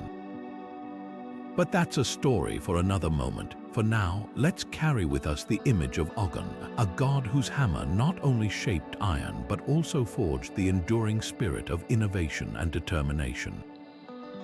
From the fiery forges of Ogun and the transformative power of iron, we now journey to the mystical and shadowy realms of Aztec mythology, where the enigmatic figure of Xolotl, the dog-headed god, takes center stage. Xolotl is a deity of duality, a being who straddles the boundaries between life and death, light and darkness, creation and destruction. His story is one of transformation and guidance, a myth that captures the essence of the Aztec understanding of the cyclical nature of existence. Xolotl's most striking feature is his appearance, a human body crowned with the head of a dog, a symbol of loyalty, protection, and the connection between the living and the dead. Dogs in Aztec culture were seen as guardians and guides, creatures that could traverse the boundaries between worlds. It's no surprise, then, that Xolotl was revered as a psychopomp, a guide for souls on their journey to the afterlife. His role was to ensure that the dead found their way to Mictlan, the Aztec underworld, a place of rest and renewal. This responsibility made Xolotl a figure of both reverence and fear, a god who held the keys to the mysteries of death and rebirth. Yet, Xolotl's story is deeply intertwined with that of his twin brother, Quetzalcoatl, the feathered serpent. While Quetzalcoatl represents light, wisdom, and creation, Xolotl embodies the darker, more chaotic aspects of existence. Together, they form a perfect balance, two sides of the same cosmic coin. This duality is a recurring theme in Aztec mythology, reflecting the belief that life and death, order and chaos, are inseparable forces that shape the universe. Xolotl's relationship with Quetzalcoatl highlights the idea that transformation often requires both destruction and renewal, a concept that resonates deeply in the Aztec worldview. One of Xolotl's most fascinating roles is his connection to lightning and fire, elements that symbolize both destruction and purification. In one myth, Xolotl is tasked with helping Quetzalcoatl retrieve the bones of humanity's ancestors from the underworld, a journey that requires them to navigate the dangers of Mictlan. This act of retrieval is not just a physical quest, it's a metaphor for the cycle of life and death, the idea that every end is also a beginning. Xolotl's presence in this story underscores his role as a mediator between worlds, a figure who bridges the gap between the living and the dead. What makes Xolotl's story so compelling is its exploration of transformation and the inevitability of change. His myth reminds us that life is a continuous cycle of endings and beginnings, and that even in the face of darkness, there is always the potential for renewal. Xolotl's legacy endures as a symbol of resilience and adaptability, a reminder that true strength lies in the ability to navigate the uncertainties of existence with courage and grace. As we leave the shadowy realms of Aztec mythology and the transformative journey of Xolotl behind, we set our sights on the ancient lands of China, where another warrior's legend awaits. This is a tale of loyalty, strategy, and the unyielding pursuit of honor. A story that mirrors Xolotl's themes of duality and transformation, but unfolds in a world of emperors, dragons, and the mandate of heaven. From the dog-headed guide of the underworld, we journey to the mighty Guan Yu, a warrior whose unwavering loyalty and martial prowess have made him a legend across centuries. But that's a story for the next chapter. For now, let's carry with us the image of Xolotl, a god whose journey reminds us that even in the darkest moments, there is always a path forward, and that true transformation begins with the courage to face the unknown. From the shadowy realms of Aztec mythology and the transformative journey of Xolotl, we now turn to the vibrant and dynamic world of Chinese folklore, where the legend of Nezha, the rebellious child warrior, takes center stage. Nezha is a figure of immense power and complexity, a hero whose story is as much about defiance as it is about redemption. Born with the strength of a god and the fiery spirit of a rebel, Neja's tale is one of battles, self-sacrifice, and the enduring power of youthful energy, a narrative that has captivated audiences for centuries and continues to hold a special place in Chinese culture. Neja's story begins with a destiny as extraordinary as his birth. According to legend, he was born to the military commander Li Jing and his wife, Lady Yin, after a miraculous pregnancy that lasted 3 years and 6 months. When he finally emerged, Neja was no ordinary child. He was a fully formed boy, wielding magical weapons and radiating an aura of divine power. From the start, Neja's life was marked by his rebellious nature and his refusal to conform to societal norms. His fiery temper and impulsive actions often landed him in trouble, but they also set him apart as a figure of immense potential and strength. One of Neja's most iconic feats is his battle against the Dragon King, Guan, a conflict that showcases both his bravery and his recklessness. When the Dragon King's son threatened the lives of local villagers, Neja took it upon himself to confront the creature. Armed with his magical weapons, the Universe Ring, the red armillary sash, and the fire-tipped spear, Neja engaged the dragon in a fierce battle, ultimately slaying the beast. This act of heroism, however, came at a cost. The Dragon King, enraged by the death of his son, demanded retribution, threatening to flood the land unless Neja was punished. To protect his family and the people he loved, Neja made the ultimate sacrifice. He took his own life, returning his flesh and bones to his parents in an act of profound filial piety. Yet, Neja's story doesn't end with his death. Through the intervention of his mentor, the Taoist immortal Taiyi Zhenren, Neja was reborn using lotus flowers, a symbol of purity and renewal. This rebirth marked a turning point in his journey, transforming him from a rebellious child into a protector of the innocent and a guardian of justice. His second chance at life became a testament to the themes of redemption and growth, showing that even the most wayward spirits can find their path. Neja's enduring popularity in Chinese culture is a testament to the universal appeal of his story. He is a symbol of youthful energy and defiance, a reminder that even the smallest among us can challenge the status quo and make a difference. His battles against the Dragon King and his ultimate sacrifice resonate deeply, offering a powerful reflection on the importance of responsibility, courage, and the willingness to stand up for what's right. Today, Neja remains a beloved figure in Chinese folklore, celebrated in festivals, literature, and even modern media, where his story continues to inspire new generations. As we leave the vibrant world of Chinese mythology and the fiery spirit of Neja behind, we turn our gaze to the sun-scorched sands of ancient Egypt, where another warrior's legend awaits. This is a tale of divine power, cosmic battles, and the eternal struggle between order and chaos, a story that mirrors Neja's themes of rebellion and redemption, but unfolds in a world of pharaohs, gods, and the mysteries of the afterlife. From the rebellious child warrior of China, we journey to the mighty Horus, the falcon-headed protector whose battles against the forces of darkness have shaped the destiny of a civilization. But that's a story for the next chapter. For now, let's carry with us the spirit of Neja, a hero whose defiance and sacrifice remind us that even the smallest flames can ignite great change. From the fiery spirit of Neja and the vibrant world of Chinese mythology, we now journey to the sun-scorched sands of ancient Egypt, where the enigmatic figure of Anubis, the jackal-headed god, stands as a guardian of the dead and a symbol of the eternal journey from life to the afterlife. Anubis is a figure shrouded in mystery, yet his role is crystal clear. He is the protector of souls, the overseer of mummification, and the judge of the heart.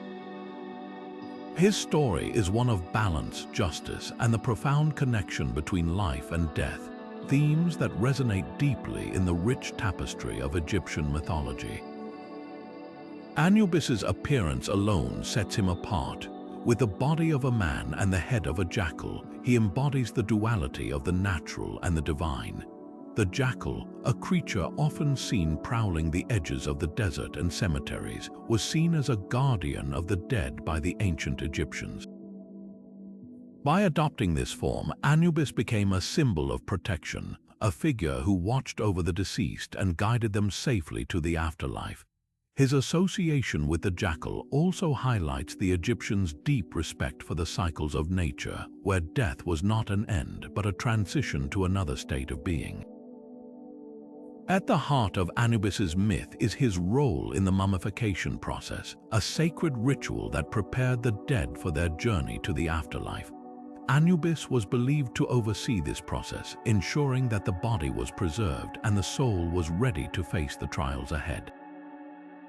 He was often depicted performing the opening of the mouth ceremony, a ritual that symbolically restored the deceased's senses and allowed them to speak in the afterlife. This act wasn't just about physical preservation. It was a spiritual preparation, a way to honor the dead and ensure their safe passage to the realm of Osiris. Yet, Anubis's responsibilities didn't end with mummification. He was also the keeper of the scales of justice, a pivotal figure in the weighing of the heart ceremony.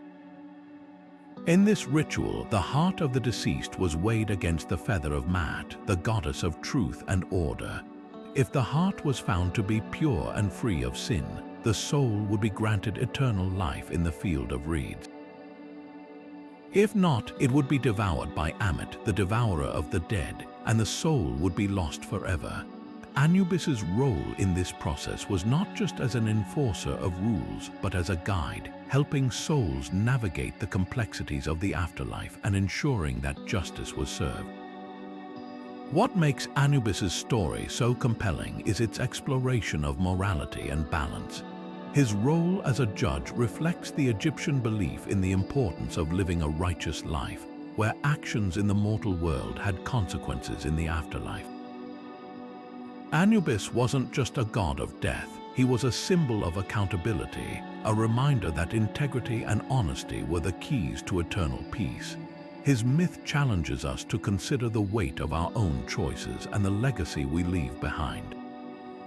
As we leave the sacred sands of Egypt and the watchful gaze of Anubis behind, we journey to the vast plains and sacred traditions of Native American mythology, where another warrior's legend awaits. This is a tale of courage, wisdom, and the unbreakable bond between humanity and the natural world. A story that mirrors Anubis's themes of balance and guidance, but unfolds in a land of spirits, animals, and the enduring cycles of the earth. From the jackal-headed guardian of the dead, we turn to the mighty crazy horse, a warrior whose strength and vision have become symbols of resilience and connection to the land. But that's a story for another moment. For now, let's carry with us the image of Anubis, a god whose scales weigh not just hearts, but the very essence of what it means to live a life of integrity. From the sacred sands of ancient Egypt and the guiding presence of Anubis, we now journey to the lush forests and tranquil lakes of the Ojibwe people, where the legend of Nanabajo, the trickster warrior, comes to life. Nanabajo is a figure of immense complexity, part hero, part mischief maker, and entirely unforgettable. His story weaves together the threads of creation, chaos, and wisdom, offering a profound reflection on the balance between order and disorder and the enduring power of storytelling. Nanabajo, whose name means great rabbit or great hare, is more than just a trickster. He is a cultural hero, a figure whose actions shape the world and teach valuable lessons to those who listen. In Ojibwe mythology, he is often credited with the creation of the world itself, molding the earth from mud brought up from the depths of the primordial waters. This act of creation wasn't just a one-time event. It was the beginning of a lifelong journey to shape the world and its inhabitants. Yet, Nanabajo's methods were far from conventional. His cleverness and resourcefulness often led him to bend the rules, using trickery and wit to achieve his goals. This duality, his role as both creator and trickster, makes him a fascinating and relatable figure, embodying the idea that chaos and creativity often go hand in hand. One of Nanabajo's most famous exploits is his battle against the water spirit, Mishaipshu, a fearsome creature often depicted as a giant lynx or serpent. Mishaipshu, a guardian of underwater treasures, was a formidable foe, but Nanabajo's cunning allowed him to outsmart the beast. Using his wits and a series of clever traps, Nanabajo not only defeated Mishaipshu but also secured the safety of his people. This victory wasn't just a display of strength, it was a testament to the power of intelligence and adaptability, qualities that define Nanabajo as a hero. Yet, Nanabajo's story isn't just about battles and trickery. He is also a teacher and protector, a figure who imparts wisdom and guidance to the Ojibwe people. Through his adventures, he teaches lessons about respect for nature, the importance of community, and the value of humility. His actions often serve as cautionary tales, reminding listeners of the consequences of greed, arrogance, and disrespect. In this way, Nanabajo becomes more than just a mythical figure. He is a cultural touchstone, a symbol of the values and beliefs that bind the Ojibwe people together. What makes Nanabajo's story so enduring is its exploration of balance. He embodies the tension between chaos and order, showing that both are necessary for the world to function. His trickster nature keeps life unpredictable and vibrant, while his role as a creator and protector ensures stability and continuity. This duality reflects the Ojibwe worldview, where the interplay of opposing forces is seen as essential to the harmony of the universe. Through Nanabajo, we are reminded that life is a delicate dance, one that requires both flexibility and strength. As we leave the forests and lakes of Ojibwe folklore and the mischievous wisdom of Nanabajo, we set our sights on the sunlit waves of Polynesia, where another warrior's legend awaits. This is a tale of bravery, exploration, and the unbreakable bond between humanity and the sea, a story that mirrors Nanabajo's themes of creativity and balance, but unfolds in a world of gods, islands, and the boundless horizon. From the trickster hero of the Ojibwe, we journey to the mighty Moi, the demigod whose feats of strength and ingenuity have left an indelible mark on Polynesian mythology. But that's a story for the next chapter. For now, let's carry with us the spirit of Nanabajo, a warrior whose cleverness reminds us that even in chaos, there is wisdom, and that the greatest lessons often come from the most unexpected places. From the clever and resourceful Nanabajo of Ojibwe folklore, we now ascend to the celestial realms of Maori mythology, where the story of Tohaki, the sky warrior, unfolds. Tohaki is a figure of immense courage and spiritual ambition, a hero whose quest to the heavens is as much about seeking knowledge as it is about confronting the unknown. His tale is one of perseverance, divine encounters, and the relentless pursuit of enlightenment, a narrative that resonates deeply with themes of connection between the earthly and the divine. Tohaki's journey begins with a lineage marked by both greatness and tragedy. As a descendant of the gods, he was destined for extraordinary feats, but his path was far from easy. His family had suffered great losses, including the death of his father and the mistreatment of his mother, which fueled his determination to restore honor and seek wisdom. This quest for redemption and understanding would lead him to the heavens, a realm of unimaginable power and danger. Tohaki's ascent wasn't just a physical climb, it was a spiritual journey, a test of his resolve and his ability to navigate the complexities of the divine. One of the most dramatic moments in Tohaki's story is his battle against the supernatural beings who guarded the heavens. These creatures, embodiments of chaos and darkness, sought to prevent mortals from accessing the celestial realms. Yet Tohaki, armed with his courage and the blessings of his ancestors, faced them head-on.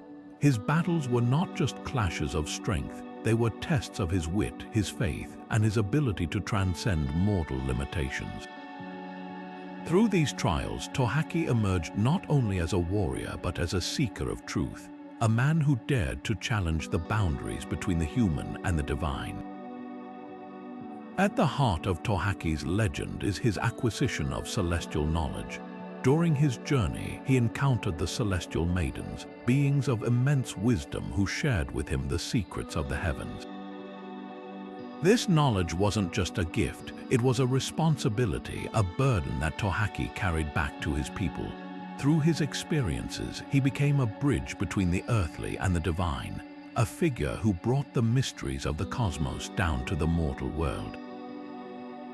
His story symbolizes the eternal human quest for understanding, the desire to reach beyond our limits and grasp the truths that lie just out of reach. What makes Tohaki's tale so compelling is its universal resonance. His journey reflects the timeless themes of aspiration, sacrifice, and the pursuit of enlightenment.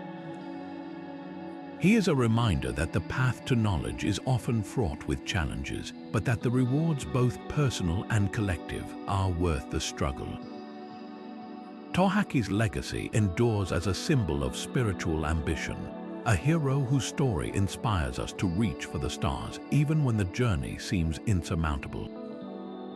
As we leave the celestial heights of Maori mythology and the inspiring quest of Tohaki, we descend into the shadowy forests and ancient traditions of Slavic folklore. Here, another warrior's legend awaits, a tale of raw power, divine favor, and the unyielding pursuit of justice. From the sky warrior of the Maori, we journey to the mighty Perun, the thunder god whose battles against the forces of chaos have left an indelible mark on the mythology of the Slavic people. But that's a story for another moment. For now, let's carry with us the spirit of Tohaki, a hero whose ascent to the heavens reminds us that the greatest journeys often begin with a single step toward the unknown. From the celestial heights of Tohaki's quest and the thunderous battles of Perun, we now descend into the shadowy depths of Slavic mythology, where the enigmatic figure of Veles, the serpent god, reigns supreme. Unlike the straightforward might of Perun, Veles is a deity of duality, a being who embodies the earth, water, and the underworld, and whose story is as much about chaos and renewal as it is about conflict and balance. His role in Slavic folklore is complex, weaving together themes of creation, destruction, and the eternal cycles of life and death. Veles' identity is as fluid as the waters he governs. Known as the god of the underworld, he presides over the realm of the dead, guiding souls to their final rest. Yet he is also deeply connected to the earth and its fertility, a protector of cattle and a bringer of wealth. This duality makes him a figure of both reverence and fear, a god who can nurture or destroy depending on the circumstances. His association with cattle, in particular, highlights his role as a provider, a deity who ensures the prosperity of the land and its people. But Veles' influence extends far beyond the fields and pastures. He is also a god of magic, trickery, and the unseen forces that shape the world. At the heart of Veles' myth is his epic rivalry with Perun, the thunder god. This conflict is more than just a clash of deities. It's a cosmic struggle between order and chaos, sky and earth, light and darkness. Perun, with his thunderbolts and unyielding authority, represents the forces of order and justice. Veles, on the other hand, embodies the chaotic, unpredictable aspects of existence. Their battles are legendary, often depicted as storms where Perun's lightning strikes at Veles' serpent form, driving him into the depths of the earth or the waters. Yet, despite these confrontations, Veles is never truly defeated. He retreats only to rise again, a reminder that chaos is an integral part of the natural order. This cyclical dynamic between Veles and Perun reflects the Slavic understanding of the world as a balance of opposing forces. Destruction and renewal, death and rebirth, these are not opposites but interconnected parts of a greater whole. Veal's story challenges us to see chaos not as an enemy, but as a necessary force for growth and transformation. His ability to rise again after each defeat symbolizes the resilience of life, the idea that even in the face of destruction, there is always the potential for new beginnings. Veal's legacy endures as a symbol of the complexities of existence. His myth reminds us that life is a tapestry of light and shadow, order and disorder, and that true balance lies in embracing both. His story has inspired countless interpretations, from ancient rituals to modern retellings, each one exploring the timeless themes of his duality. Through Veal's, we are invited to reflect on the cyclical nature of our own lives and the ways in which chaos and renewal shape our journey. As we leave the shadowy realms of Slavic folklore and the serpent god's enduring legacy, we journey to the sun-drenched landscapes of ancient Persia, where another warrior's tale awaits. This is a story of valor, wisdom, and the unyielding pursuit of honor, a tale that mirrors Veal's themes of duality and renewal but unfolds in a world of kings, heroes, and divine favor.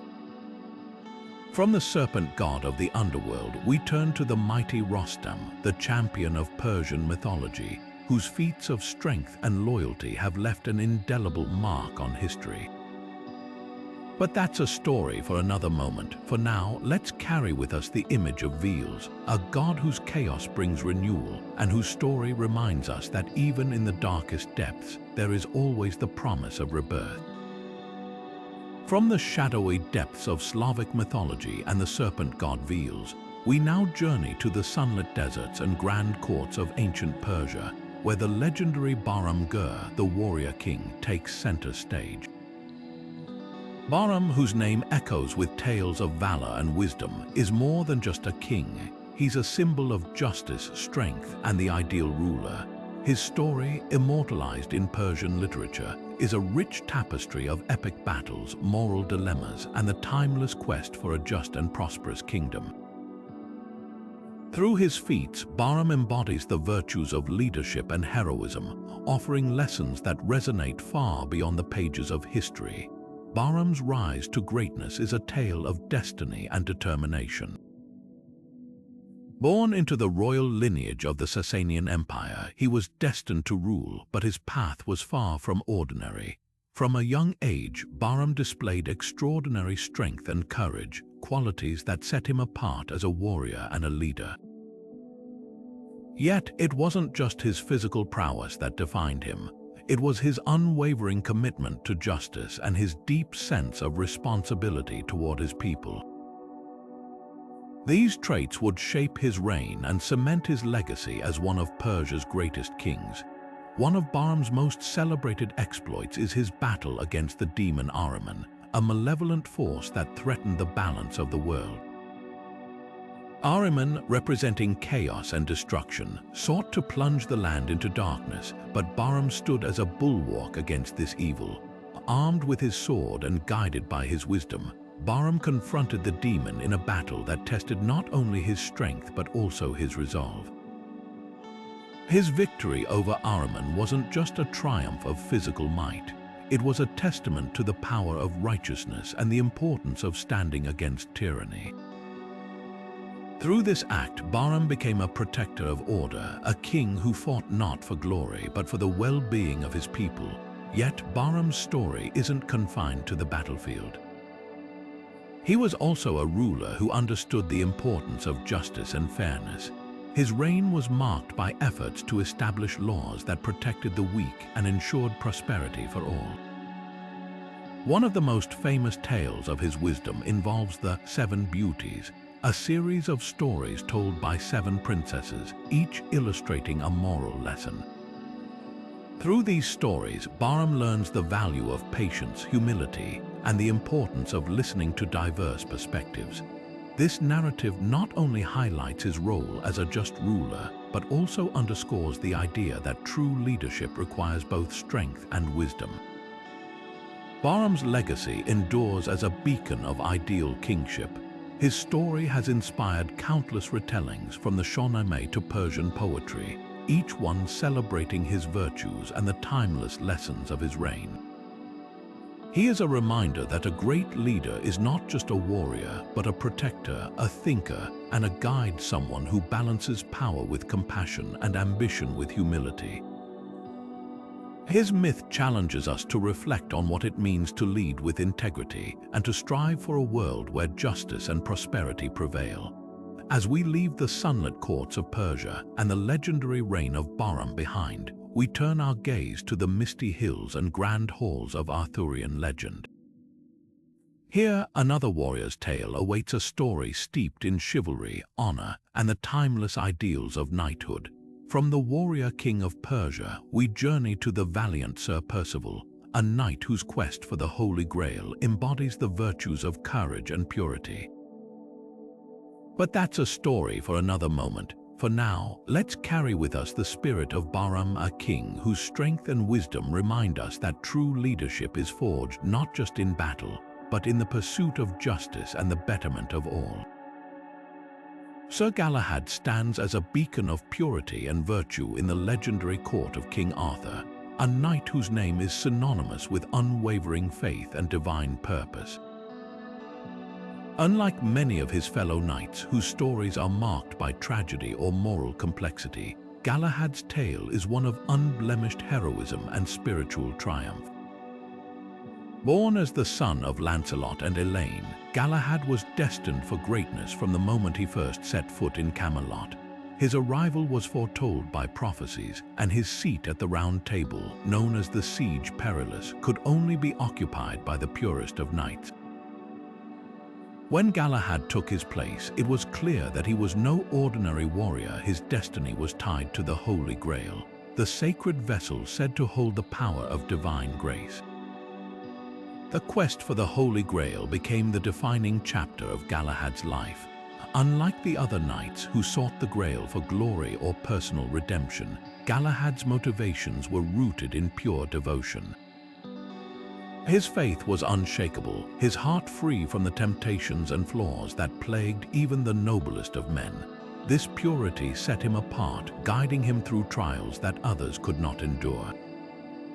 From battling fierce beasts to resisting the allure of worldly temptations, Galahad's journey was a testament to his spiritual strength. His unwavering resolve and humility made him the only knight truly worthy of the Grail, a symbol of divine favor and ultimate enlightenment. One of the most iconic moments in Galahad's story is his vision of the Holy Grail in the mystical castle of Corbenic. There, surrounded by angels and bathed in celestial light, he beheld the sacred vessel in all its glory. This moment was not just the culmination of his quest, it was a transcendent experience, a glimpse into the divine that few mortals are granted. Galahad's encounter with the Grail affirmed his role as a chosen vessel of God's grace, a knight whose life was dedicated to a higher purpose. But his journey didn't end there. After achieving his quest, Galahad chose to ascend to heaven, leaving behind the mortal realm to dwell in eternal peace. His ascension was a fitting end to a life lived in service of the divine, a reminder that true heroism lies not in earthly glory but in spiritual fulfillment. What makes Galahad's story so compelling is its focus on ideals that transcend the battlefield. He is a hero not because of his strength or skill with a sword, but because of his unwavering commitment to purity and faith. His tale challenges us to reflect on our own values and the ways in which we strive for higher ideals. In a world often marked by moral ambiguity, Galahad stands as a symbol of what it means to live with integrity and purpose. As we leave the sacred halls of Camelot and the pure-hearted Galahad, we journey to the rugged landscapes of Norse mythology where another warrior's legend awaits. This is a tale of raw power, divine favor, and the relentless pursuit of glory, a story that mirrors Galahad's themes of spiritual triumph but unfolds in a world of gods, giants, and the eternal clash of fate and free will. From the pure knight of Arthurian legend, we turn to the mighty Sigurd, the dragon slayer, whose feats of strength and courage have left an indelible mark on the sagas of the North.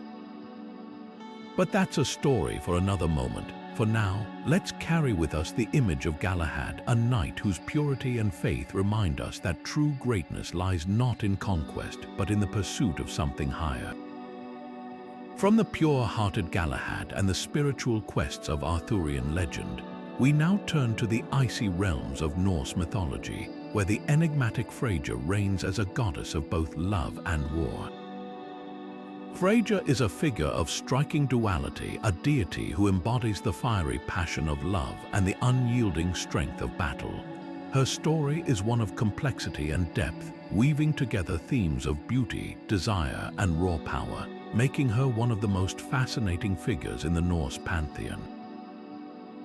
Freyja's name itself evokes a sense of mystery and allure. As the goddess of love, beauty, and fertility, she is often associated with the joys of life, romance, art, and the flourishing of nature. Her presence brings warmth and vitality, and her tears are said to turn into gold or amber, a testament to her connection to both emotion and wealth. Yet, Freyja is far from a one-dimensional figure of softness and grace. She is also a fierce warrior, a leader of the Valkyries, the divine maidens who choose the bravest of the slain to join Odin in Valhalla. In this role, Freyja stands as a bridge between life and death, guiding fallen warriors to their eternal reward with the same passion she brings to matters of the heart. One of Freyja's most compelling aspects is her ability to balance these seemingly opposing forces. She is as comfortable on the battlefield as she is in the halls of love, wielding her magical cloak of falcon feathers and her chariot pulled by two large cats with equal mastery. Her involvement in the gods' battles against the giants showcases her tactical brilliance and unwavering courage. Yet, even in war, Freyja's motivations are deeply personal. Her quest for the Brisingamen necklace, a symbol of her beauty and power, reveals her determination and resourcefulness, as well as her willingness to navigate the complexities of desire and ambition. Freyja's duality is central to her myth. She represents the idea that love and war are not opposites, but two sides of the same coin. Both require passion, strength, and a willingness to fight for what matters most. Her story challenges us to embrace the full spectrum of our emotions, recognizing that vulnerability and power are not mutually exclusive. In Freyja, we see a goddess who is unapologetically herself, a figure who defies easy categorization and reminds us that true strength lies in embracing all aspects of who we are. As we leave the frost-kissed lands of Norse mythology and the captivating presence of Freyja, we journey to the vibrant and intricate world of Hindu mythology.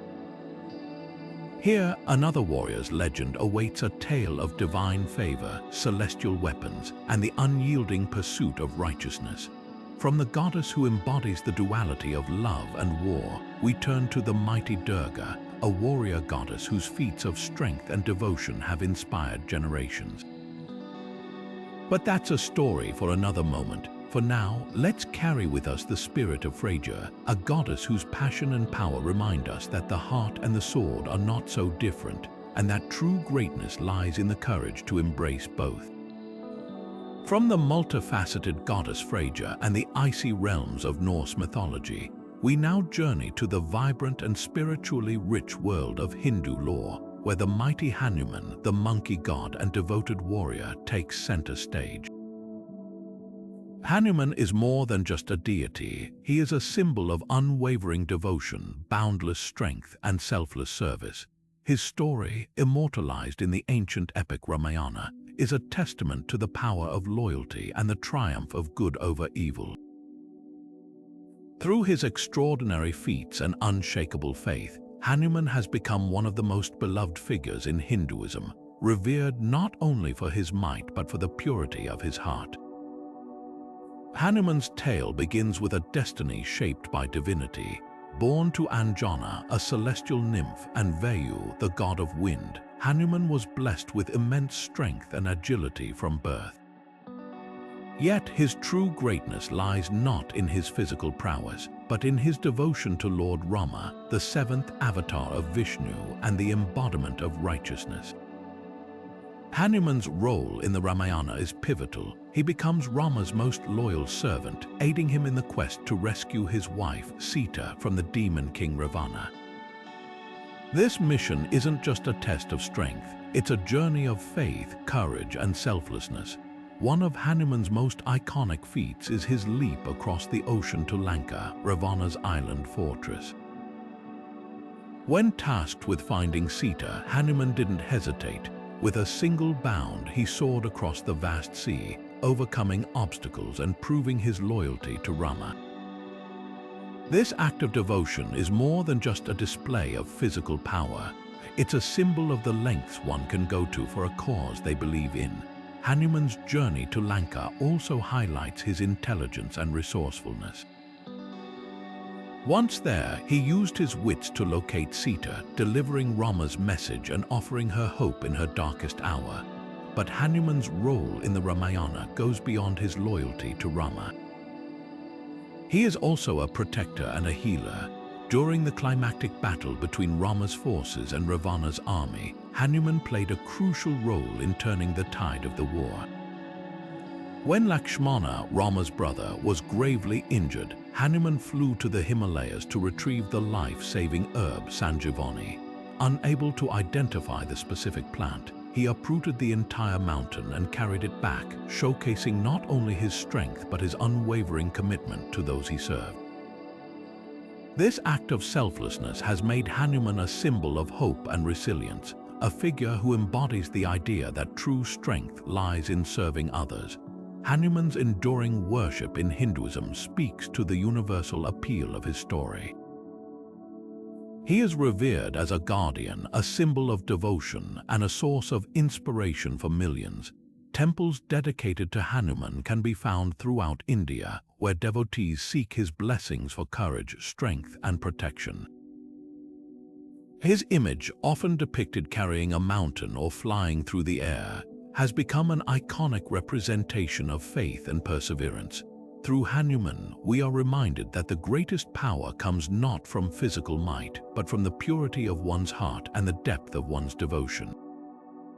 As we leave the vibrant world of Hindu mythology and the inspiring tale of Hanuman, we turn our gaze to the sunlit hills of ancient Greece, where another warrior's legend awaits.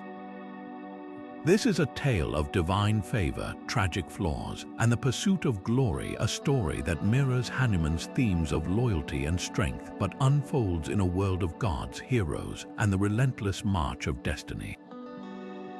From the devoted monkey god of the Ramayana, we journey to the mighty Heracles, the demigod whose 12 labors redefined what it means to be a hero.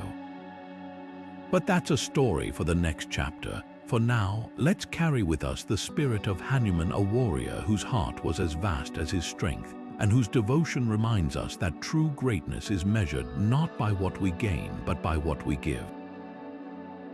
From the devoted strength of Hanuman and the spiritual triumphs of Hindu mythology, we now set sail to the sunlit shores of ancient Greece, where the legendary Jason, leader of the Argonauts, takes center stage. Jason's story is one of ambition, adventure, and the heavy cost of leadership, a tale that weaves together heroism, betrayal, and the timeless quest for glory. His journey to retrieve the Golden Fleece is one of the most iconic adventures in Greek mythology, a saga that has inspired countless retellings and remains a cornerstone of Western storytelling. Jason's tale begins with a kingdom in turmoil.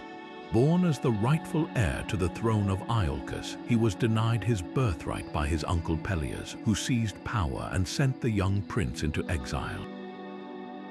Raised in secrecy by the wise centaur Chiron, Jason grew into a man of strength and determination, ready to reclaim what was his. When he returned to Iolcus, Peleus, fearing Jason's claim, set him an impossible task to retrieve the Golden Fleece, a symbol of kingship and divine favor, from the distant land of Colchis. This task was not just a test of courage, It was a journey that would define Jason's legacy and reveal the complexities of his character. To accomplish this daunting quest, Jason assembled a crew of the greatest heroes of his time, known as the Argonauts. Among them were figures like Hercules, Orpheus, and Atalanta, each bringing their unique skills and strengths to the mission. Together, they sailed on the ship Argo, facing treacherous seas, monstrous creatures, and the wrath of the gods. Their journey was a testament to teamwork and resilience, a reminder that even the most impossible tasks can be achieved through unity and determination.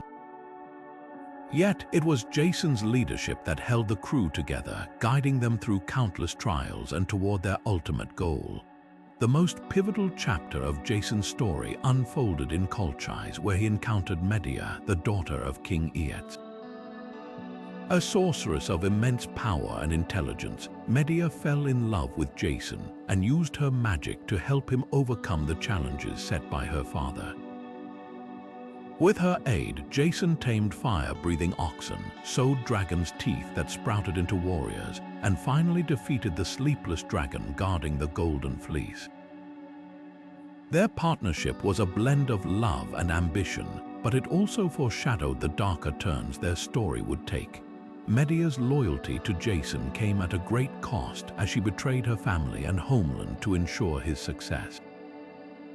Jason's return to Iolcus with the Golden Fleece should have been a triumphant homecoming, but his story took a tragic turn.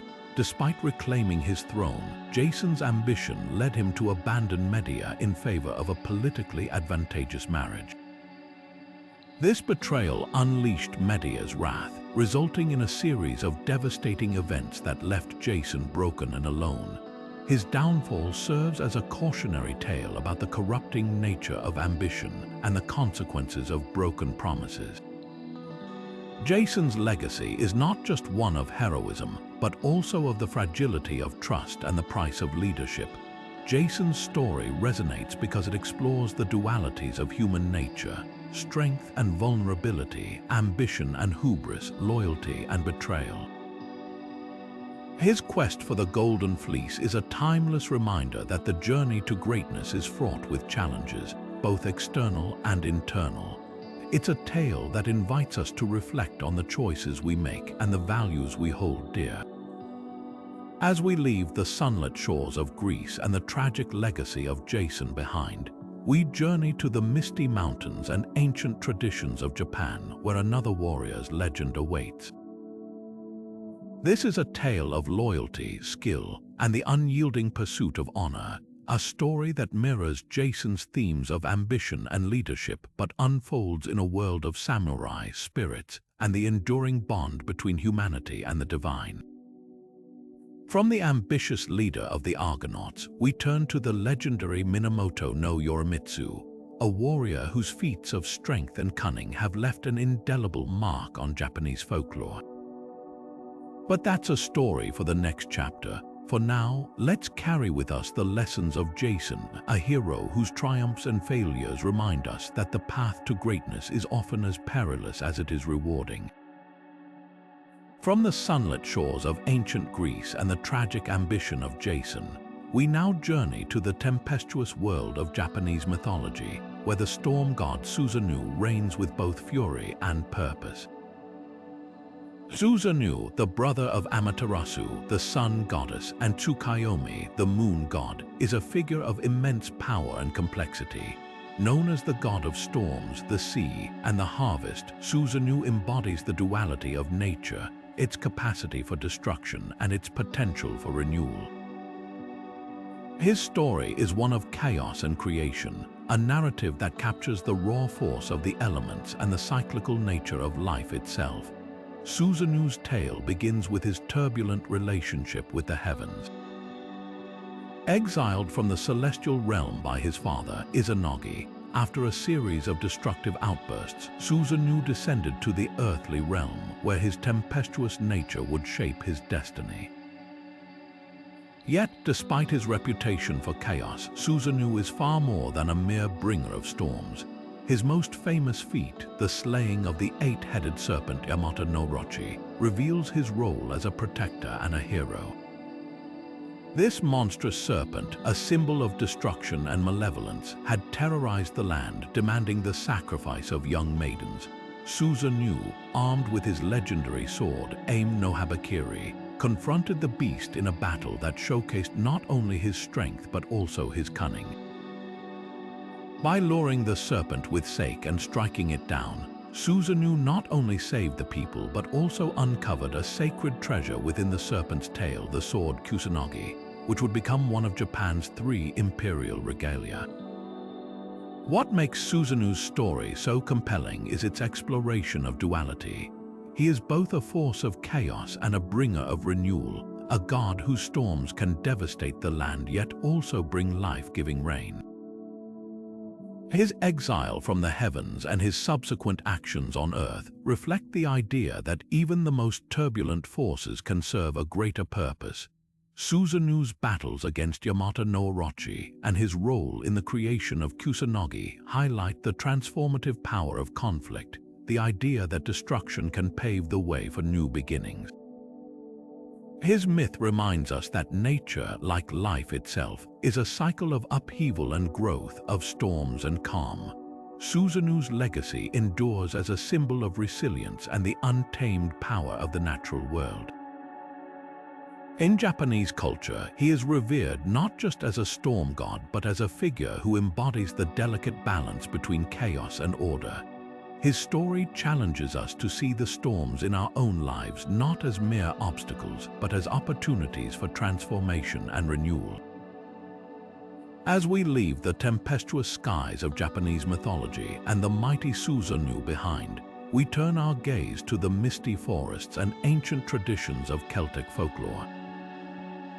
Here, another warrior's legend awaits, a tale of magic, loyalty, and the unbreakable bond between humanity and the land.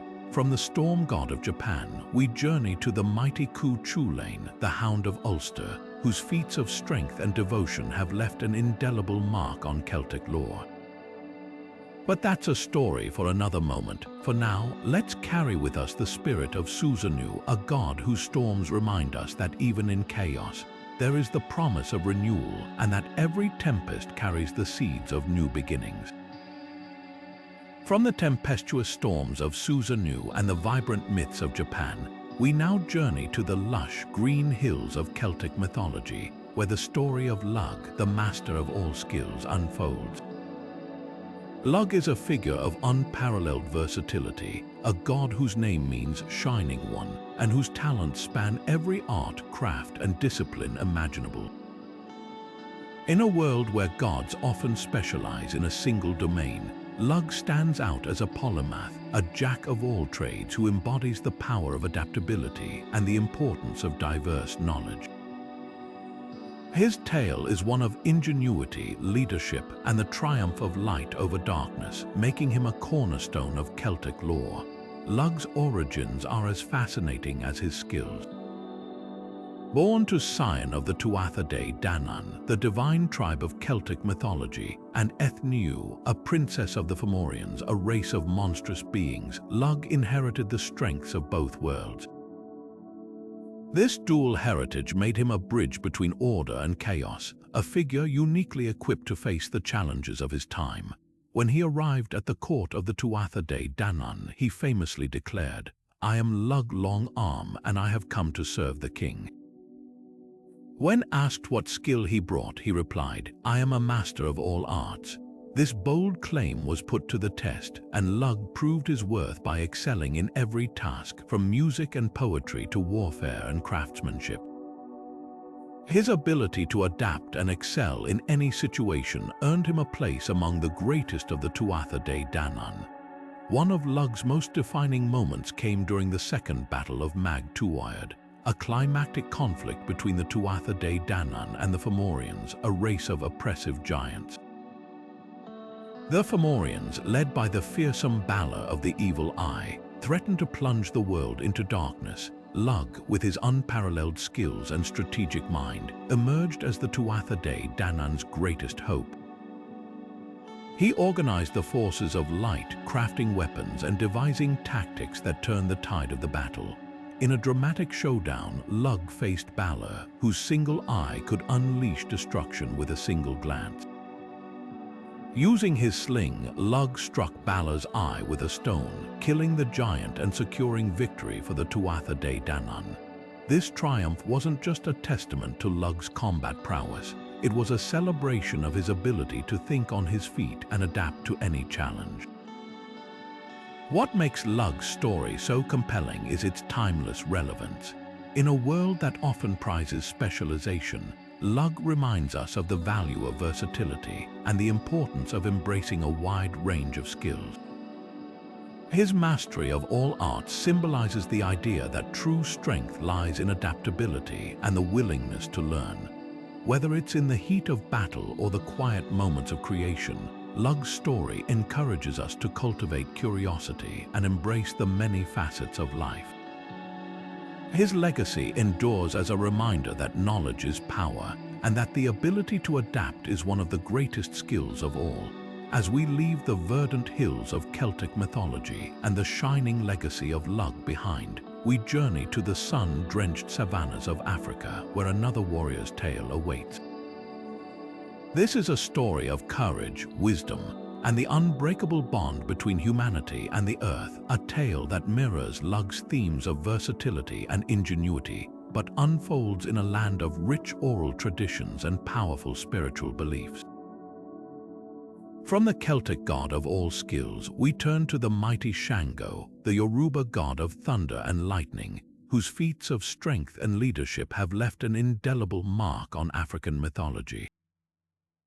But that's a story for another moment. For now, let's carry with us the spirit of Lugh, a reminder that true greatness lies not in mastering one thing, but in embracing the endless possibilities of all that life has to offer. From the versatile brilliance of Lugh and the vibrant traditions of Celtic mythology, we now journey to the heart of West Africa, where the tempestuous and transformative power of Oya, the Yoruba goddess of storms, reigns supreme.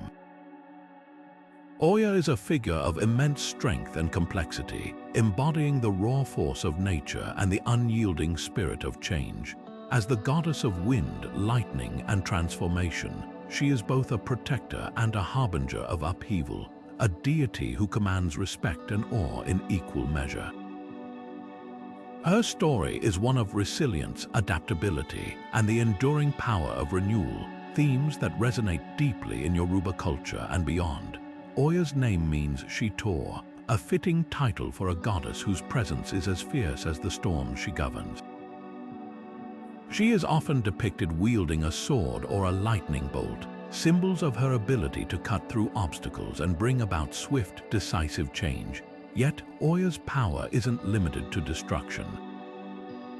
She is also a guardian, a figure who uses her storms to cleanse and renew the earth, preparing it for new growth. This duality, her capacity to both destroy and create, makes her a symbol of transformation, a reminder that change, though often turbulent, is an essential part of life. One of the most compelling aspects of Oya's myth is her partnership with Shango, the god of thunder and lightning. Together, they form a divine duo, their combined forces representing the raw power of nature and the unbreakable bond between complementary forces. Oya's storms often accompany Shango's thunder, creating a symphony of chaos and renewal that reshapes the world. Yet their relationship is far from one-sided. Oya is not merely Shango's companion, she is his equal, a warrior in her own right who fights alongside him in battles against evil and injustice.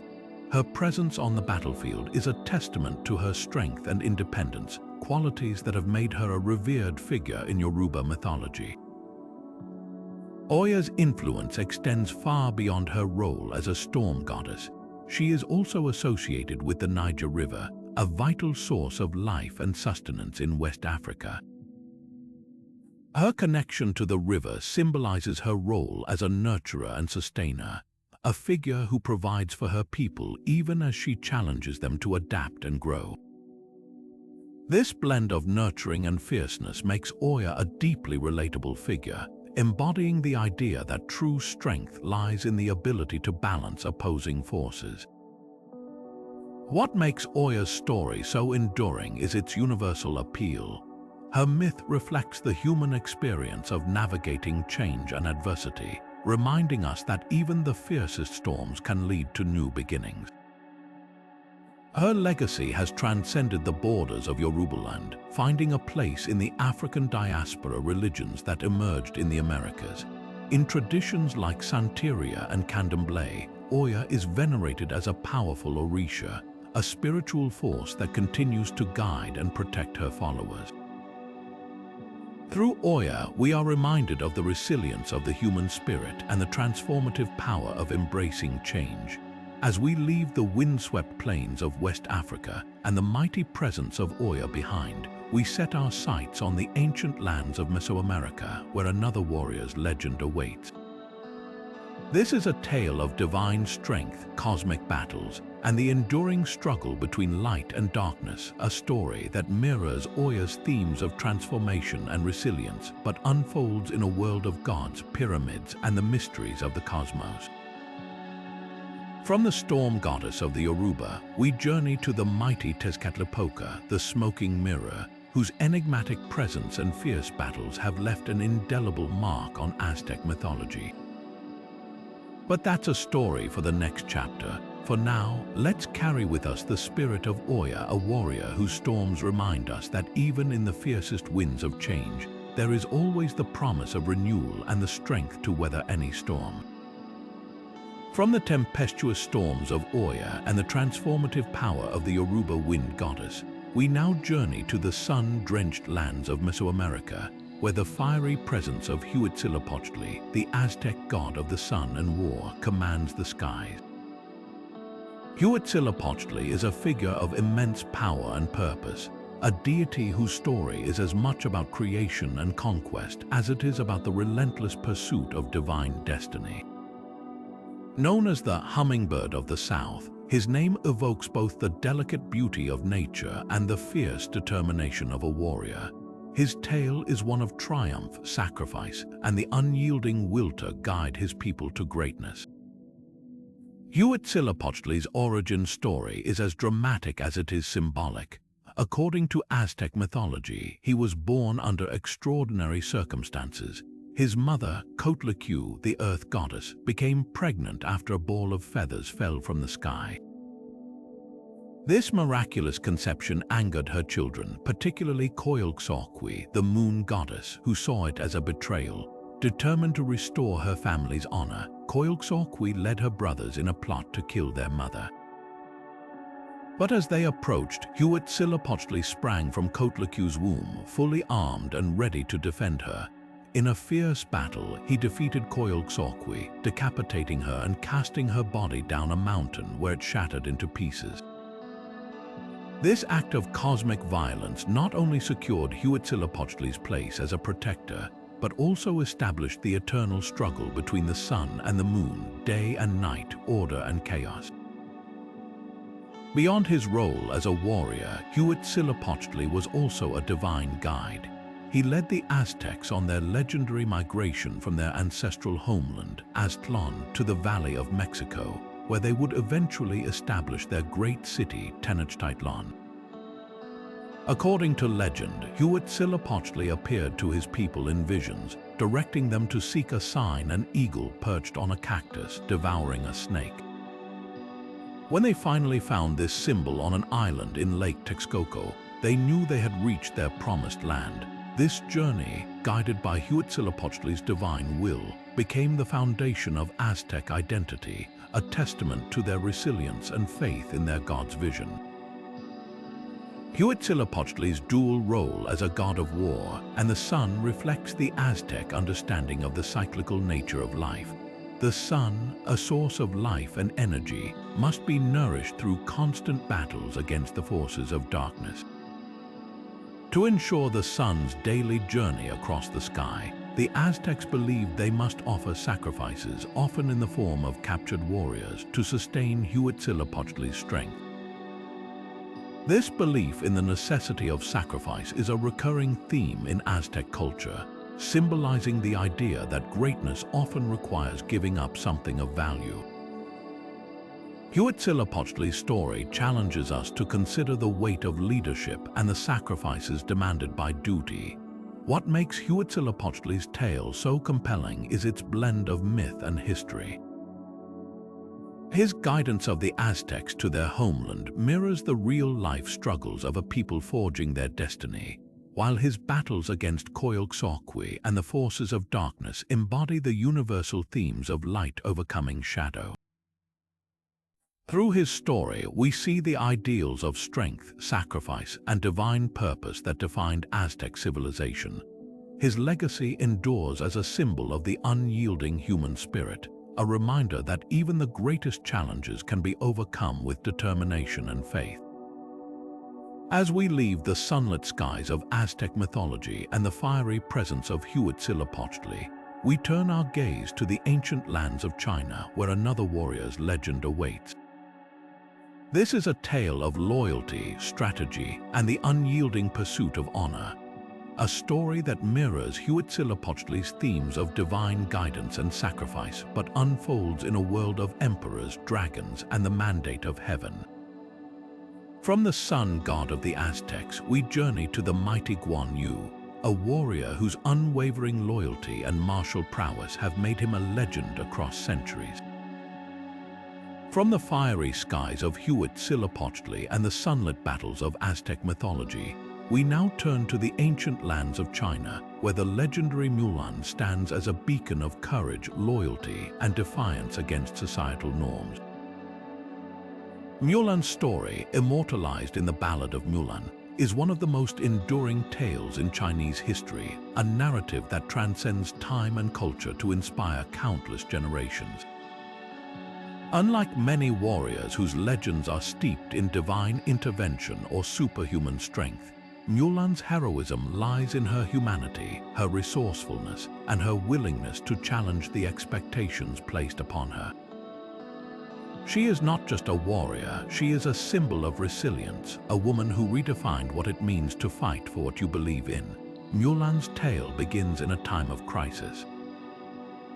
When the emperor issues a decree requiring one man from every family to join the army and defend China from northern invaders, Mulan's aging father is called to serve.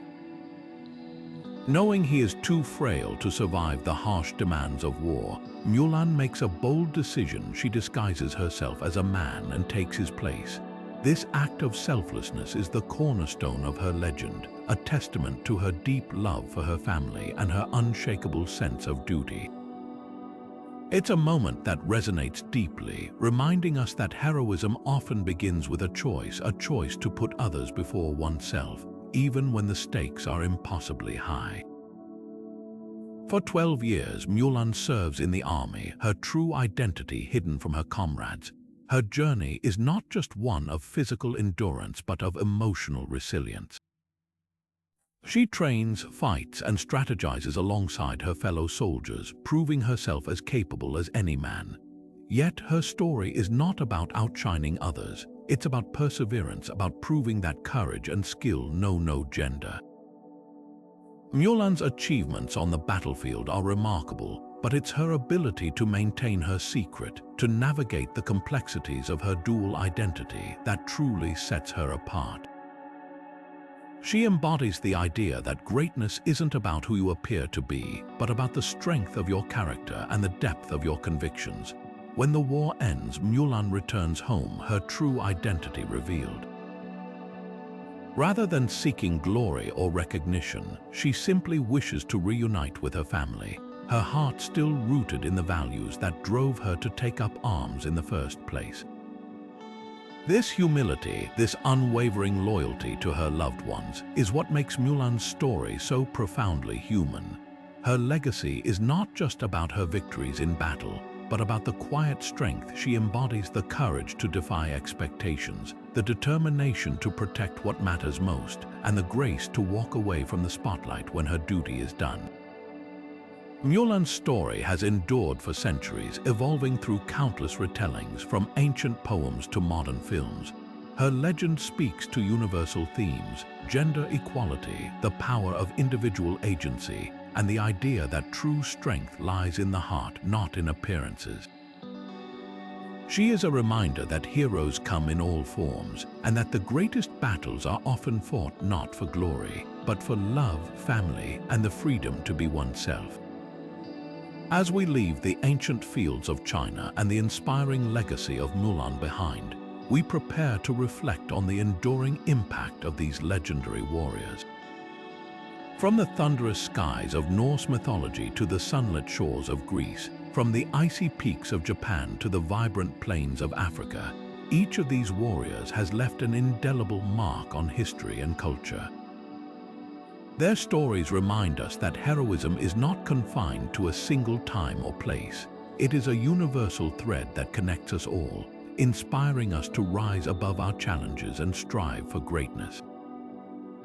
But that's a story for the next chapter. For now, let's carry with us the spirit of Mulan, a warrior whose courage reminds us that the most powerful battles are often fought not with swords, but with the strength of the heart and the resolve to stand tall, no matter the odds.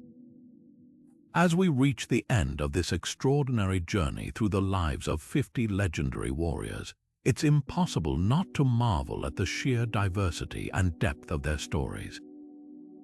From the thunderous skies of Norse mythology to the sunlit shores of Greece, from the icy peaks of Japan to the vibrant plains of Africa, these warriors have left an indelible mark on the tapestry of human history. Their tales are not just myths, they are timeless lessons in courage, resilience, and the unyielding pursuit of greatness. Each one, in their own way, embodies the ideals of heroism, whether through strength, wisdom, loyalty, or sacrifice. What unites these warriors across cultures and centuries is not just their extraordinary feats, but the universal themes woven into their stories. Achilles taught us that even the mightiest have vulnerabilities, while Mulan showed us that true strength lies in the courage to defy expectations. Hercules demonstrated the power of perseverance in the face of impossible odds, and Nesha reminded us that even the smallest among us can spark great change. These legends resonate because they reflect the human experience, our struggles, our triumphs, and our endless quest for meaning in a world that often feels chaotic and uncertain. But these stories are more than just relics of the past. They continue to inspire us today, shaping how we think about leadership, sacrifice, and the pursuit of justice. In a world that often feels divided, the myths of these warriors remind us of our shared humanity. They challenge us to rise above our challenges, to fight for what we believe in, and to find strength in the face of adversity. Whether it's the loyalty of Guan Yu, the ingenuity of Anansi, or the transformative power of Sekhmet, these legends offer timeless wisdom that transcends borders and generations. As we close this chapter, I encourage you to dive deeper into these myths, explore the rich cultures and histories that gave rise to these incredible stories. Reflect on how their lessons might apply to your own life, how you can embody the resilience of Benkei, the ingenuity of Lug, or the selflessness of Hiawatha. Let these warriors inspire you to face your own battles with courage and determination. And now it's your turn. Which of these legendary warriors resonated with you the most? Was it the tragic heroism of Kana, the divine strength of Thor, or the clever wit of Coyote? Share your favorite warrior or myth in the comments below. I'd love to hear your thoughts and insights. If you enjoyed this journey through mythology, don't forget to subscribe and hit that notification bell so you never miss an epic exploration. Together, let's continue uncovering the timeless stories that shape who we are and who we aspire to be. Until next time, keep the spirit of these warriors alive in your heart, and remember, the greatest battles are often fought not with swords but with the strength